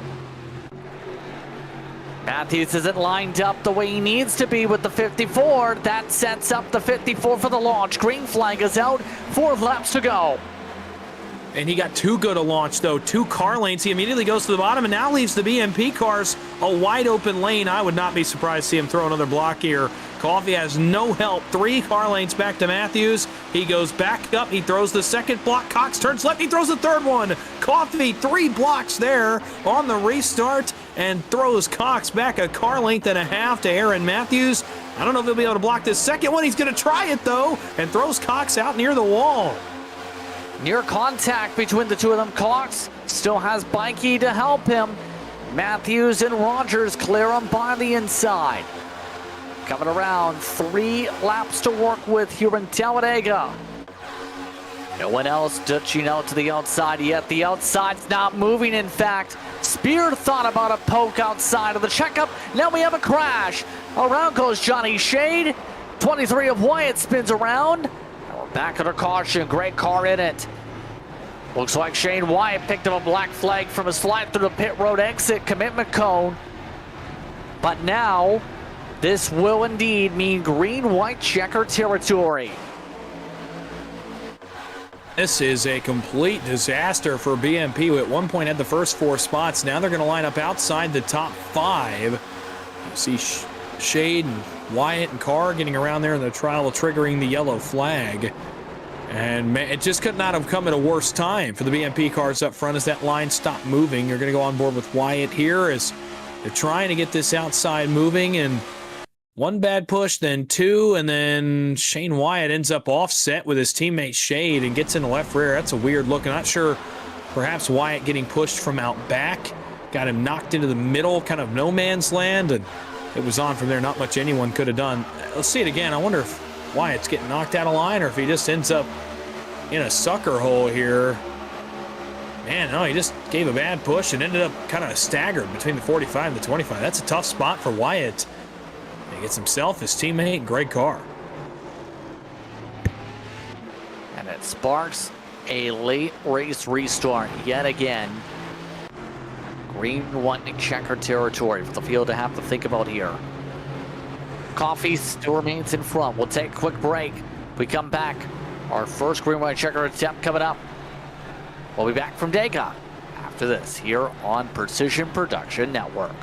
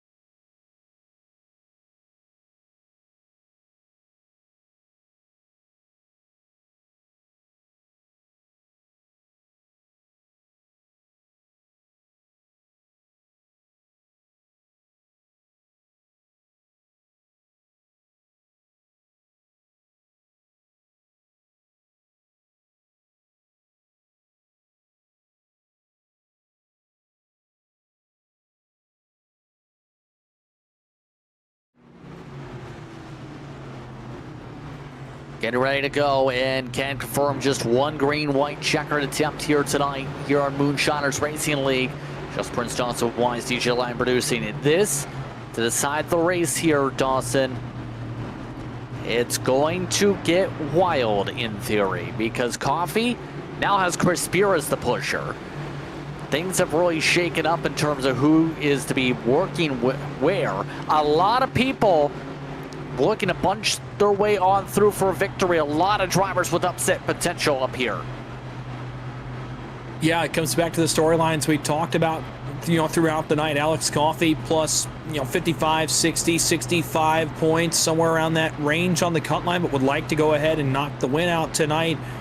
You have Sean Rogers up here still in a decent playoff position. Not great, I don't think, going into next week, but so obviously he would like to get to victory lane and knock it out tonight.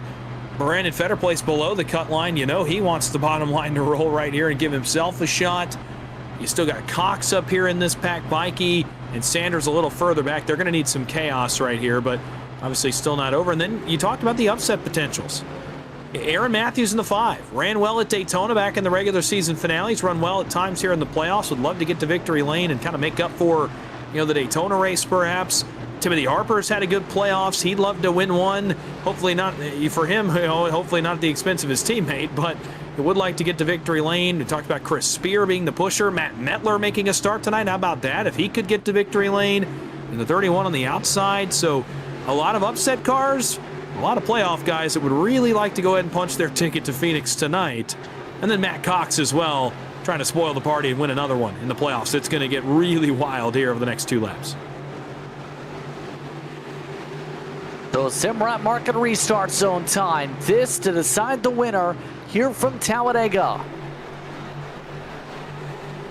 Green flag is out. 2 laps to decide it. A bit of tire spin in row 2, but it's Coffee with the jump. Chris Spear with the help of Timothy Harper able to get to second. Coffee not moving down yet. Still going to help the outside as Rogers pushes Matthews.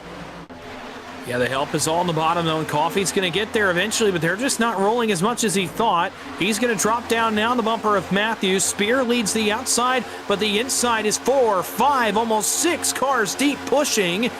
It's going to get Matthews clear. It's going to almost get Rogers clear. Third line working. Wortman with Sanders and King. It hasn't worked all night, but they're going to try it here. Off of turn number 4, they're going to give it a shot. As he worked back down towards the white flag, Metler almost got knocked out of line. Spear does get knocked out of line. The middle's all kinds of out of sorts. And all of a sudden, as they come to the white flag, a lot of cars clear, including Fetterplace, who's come forward to 4th. White flag. League Gaming 1 to go. Who gets it done at Talladega? Coffee holds on in front. There goes Rogers. He's got Cox to work with. But the gap's too big. No push from the outside. Fetterplace jumps to 3rd. Nobody shooting up to the outside yet to try something. Huff tries it now. He boxes in some of the playoff drivers. Through 3 and 4 for the final time. Coffee rounds the bottom. Matthews stays on the bumper. When do they go for the move on the 54? They do now. Matthews ditches Cox.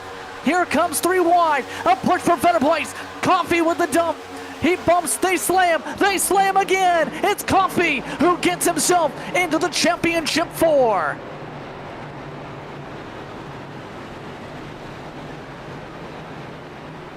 Alex Coffee gets the edge at Talladega and gets it just by 7/1000ths of a second, and a bumping and baiting finish to secure his spot for a championship. Oh, man, I'll tell you this. Coming off turn 4, this move by Brandon Fetterplace is picture perfect. He could not have timed it better. I thought he waited a little too long, but it's that little bit of contact right there with Alex Coffey that slows that car down and pushes him just far enough backwards that Coffey's able to nose him to the line. I thought for sure that was a race-winning move by Fetterplace, but it's textbook defense. It's a win for Alex Coffey, and here's the margin, about as close as it gets. How about that? Razor thin margins to decide how things go here tonight. I thought it was Federer Place's race with the run he got. He timed it up well, 3 wide to the middle. But that hit by Coffee slows up the momentum, and it's going to be Coffee time. It's Alex Coffey's 5th win of the season, and one of his biggest, to get him a shot to battle for a championship against Matt Cox.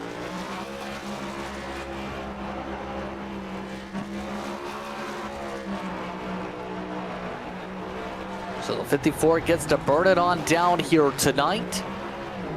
So DIG and BMP retain their control of all the super speedway races for 2025 here in Moonshiners. So as the celebration continues, we get ready to take a very quick step away. We come back.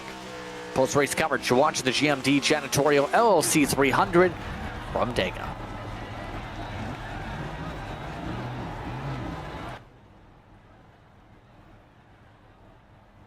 When you want to be the best, you can't settle for the rest. For anything on iRacing, there's just one name you need, Makoni. We now provide the best of the best in setups, paint schemes, coaching, broadcasting, and event organization. With cars across all 4 license classes, we have what you need to hit the track with confidence. Grab a subscription and save money while going fast at MakoniSetupShop.com/subscriptions. And remember, at Makoni Setup Shop, there are setups, but your victories.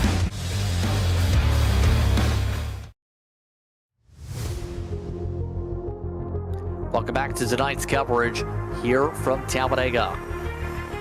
Tonight was a busy one for the GMD Janitorial LLC 300, especially the third stage with the caution flag. But in the end, it's Alex Coffey who gets the edge and punches his ticket to Phoenix. Brandon Federer nearly did it tonight. Instead, he'll have to push hard for points and get a lot of them at the paperclip. Timothy Harper gets a top 3 with Aaron Matthews in 4th. Chris Davis rounds up the top 5. Matt Metler, a shocking top 10 for him. He gets himself up in 6th. Johnny Shade in 7th. Ryan Hoff, Sean Rogers, Matt Cox. Your top 10 tonight, Dawson. Great car, 11th. Nice recovery for Carr. Had a couple incidents tonight. Comes back to finish in 11th. Nick Atwood, 12th. Brandon Bikey, 13th. Did not work for those 2 BMP cars late in the going. Nick King was up front tonight. He finishes 14th. Really tough night for Barry Sanders. Had speed, was up front. Doesn't pan out, 15th. Same for Shane Wyatt at 16th. Chris Spear almost led the white flag. Finishes 17th. Tough night for Blaine Wilson in 18th. Same with Tim Wortman. That doesn't really reflect how Wortman ran tonight in 19th. And Nigel Christensen rounds out the top 20. Behind them in the running order, 21st went to Corey Moore, blow motor. That's going to really hurt him for Martinsville. Caden Northray, Jared Clark, 23rd. Then Medina, Mills, Holden, Gallimore, and Meckett. Part of the laundry list of DNFs here tonight, here at Talladega Superspeedway. On that note, it's time for us to head towards our celebrations. The Van Louis Stickers Victory Lane celebration is on for Alex Coffey. Alex, you get the job done tonight. You're off to Phoenix. How does it feel to get that razor-thin win here tonight? It definitely feels good. It was a great finish there. Big shout out to Tim Harper there for the push, and Aaron Matthews too. He was pushing really good there those last few starts, and made the workload a little easier to defend. So shout out to those guys, and real good finish there with Brandon. It was close, but I got to rub some doors sometimes, but nothing personal. Yeah, so with this situation here, now becomes the question, how do you approach things now for Phoenix in terms of the preparation now that you've gotten this edge here tonight to move on? Yeah, it kind of just moves you ahead a week, and Martinsville is a wild card anyway. I'd say more so than here because it's just so much that goes on and shuffling around of the positions and all that. So it's good to be able to just focus on Phoenix and try to work on the set with Alex Murray and bring the best piece we can there to a race for the championship. Yeah, so overall, though, to roll back to Talladega for one more question here, What was that coordination like from the team side with the big cars here tonight? I know that's been a super speedway rivalry between you and BMP all season. Yeah, last stage, starting that stage, it was kind of a weird spot for fuel. We could make it, but we'd have to save multiple laps of fuel, or we could pit. And it looks like BMP chose to pit. Looks like we chose to stay out, and we had to run such a smaller, a lower pace to save what we needed that they ended up catching us. So yeah, I think we made the wrong call there at the beginning of the stage, but everything played out at the end, so we'll take it. Anyone you want to give a shout out to here tonight? Yeah, big shout out to Precision Setups. You can get these setups at precisionsetups.gg. Shout out to PayRVA. Shout out to Off Axis Paint, Carpies. Shout out to Corridor. Shout out to Tim Harper again and Aaron Matthews for the pushes there at the end. And yeah, shout out to Crazy Chuck's Moonshine. And shout out to all the viewers for watching, and y'all for doing the broadcast, and the league admins for putting the league on every week. Congratulations on the victory here tonight in this one. Thank you. I appreciate it. It's Alex Coffey who gets the victory here tonight. Just short of a trip to the championship 4, Brandon Fetter Place comes away second. No laps led, nearly led the last one, Dawson. Yeah, Brandon, obviously, unfortunately, I know this position all too well myself, and I know that it's not fun, and I know that's Captain Obvious, but I know this is not a fun spot to be in. Off turn 4, I thought it was a picture-perfect move. Once you're in the trial, anything, looking back hindsight that you thought you could have done differently to change that result? Was it just a matter of some weird contact there in the trial? Kind of take us through what happened there and what you could have maybe done differently.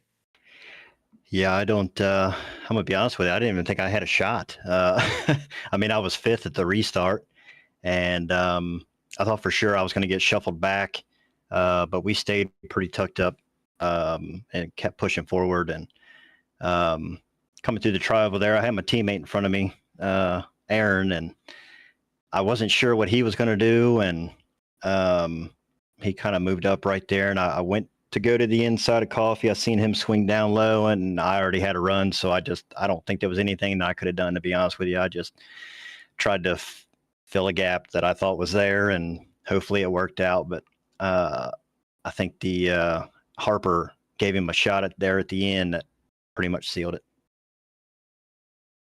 Well, taking away, obviously, from the sting of being that close to, some playoff drivers with some problems tonight that maybe are not getting the points that they needed going into next week. You gain some points on them. Anything you take from this race in terms of positives headed forward next week to Martinsville? Yeah, I mean, anytime that you can finish here, especially, second place, yeah, it sucks I didn't get this win and get guaranteed in. But, a second, I think that's decent momentum to go on to next week. And I mean, what do I have to lose? You just got to keep going for everything that you can, and hopefully it falls where you need. But these Martinsville is going to be very, very tough, and everyone's going to have the same mindset of let's get in there, let's win this race, and let's advance. So hopefully we keep the nose clean and we make it to Phoenix.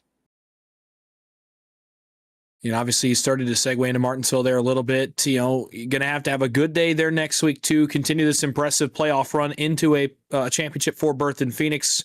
Kind of detail a little bit more of the game plan for you next week going into Martinsville. Pretty much. I mean, just try to, I'm going to be practicing all week. I need to put in the laps. I need to, make sure the set is dialed in and, kind of run through the game plan with the team, with Team Arrow, and we'll figure out, what works out best, and we'll go from there. I mean, really, it's Martinsville. I feel like it's kind of like Talladega. It's just a crapshoot. I mean, anything can happen.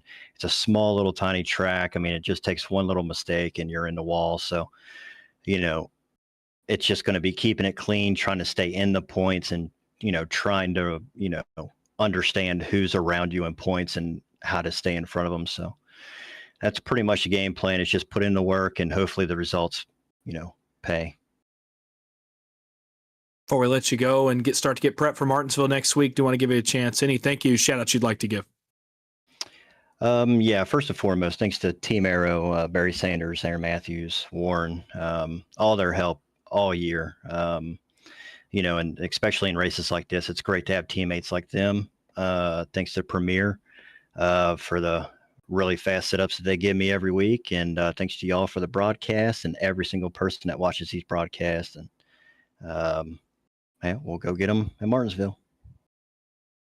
Congratulations on the second place run tonight. Thanks for your time. Thank you. Once again, second place going the way of Brandon Fetter Place here tonight in this one.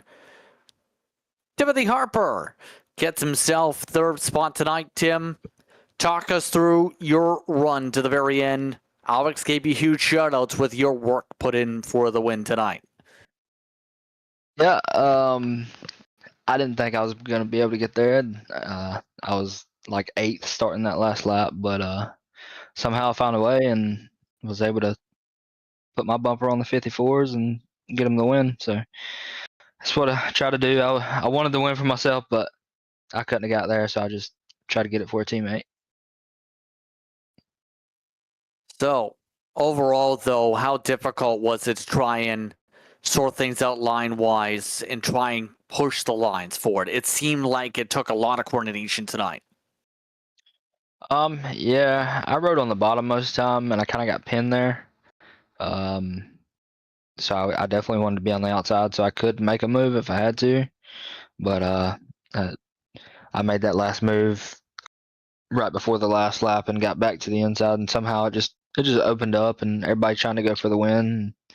And I got a lot of draft, from the cars in front, and it just holds opened up, and that's how it worked. But yeah, all in all, the inside line was kind of just pinned down, couldn't go nowhere. And finally, something happened. So, what's your approach going to be for the paperclip next week? Try to go get a win. See what we can do there. Hopefully we're pretty good. Alex built a good setup there, I'm pretty sure. So we'll start practice and go from there and try to dominate there, and hopefully maybe Corey can dominate and get him in the Final Four for Phoenix, and hopefully we'll get one of these dig cars in the championship and win the championship. So, see what happens. Thanks for the time, Timothy. Once again, congratulations on the run here tonight. Appreciate it. I want to give a shout out to Precision Speed Solutions. You can get their setups at precisionsetups.gg. And thanks for Pay RVA. And give a good win to Alex Coffey. Congratulations on the top 3, Tim. Yep, thanks. Timothy Harper rounds out the top 3. I'd like to thank the top 3 for speaking with us during post-race coverage here on PPN. Your final thoughts tonight, Dawson, as next week we go paperclip racing to decide who goes to the championship 4, but it already is getting clearer with the top 2 at least locked in, and potentially, depending on what happens, things could get really comfortable for Brandon Bike with the points gap. Yeah, I think tonight was about what we expected. It was full chaos. Playoff drivers having problems, non-playoff drivers having problems, some attrition, and fuel strategy came into it as well, which I'm not sure I expected pre-race, but we got some of that as well. Had a little bit of everything and then some chaos at the end, and a great finish. This race deserved a great finish. I thought we saw some good racing tonight, and we certainly got one in what has been the best finish in a little bit here on Wednesday nights. And now, obviously I'll be interested to see the points. I think Fetter Place put a bit of a dent potentially in what the points situation will look going into Martinsville next week, but it's still probably pretty comfortable for the 2 drivers, Bikey and Rogers, that are above the cut line going into that race. So likely 4 drivers that are in must-win positions, which is always fun. 2 tracks that are the same but different, I like to think. Martinsville and Talladega, very different in terms of the build. Martinsville very short, obviously, compared to where we are tonight. but the chaos is all the same. It can take the same amount of havoc and wreak enough havoc on your race car to cause problems as Talladega can. So it'll be a fun one. Obviously, we set the championship for the stakes are the highest next week. It'll be a good one. And Alex Coffey, Matt Cox, they get to kick their feet up next week and watch and see what other 2 drivers join them in Phoenix in 2 weeks. You'll see that once again here on the Precision Production Network. But on that note, it's time to say goodbye for tonight's coverage of the Moonshiners Racing League and the OB Builders Cup Series from iRacing's virtual Talladega Superspeedway. For what was an exciting run at the GMD Janitorial LLC 300. For Dawson Wines, for DJ Lyon, I'm Justin Prince saying so long. Enjoy the rest of your evening. This has been a production of the Precision Production Network. We'll see you next time from Martinsville.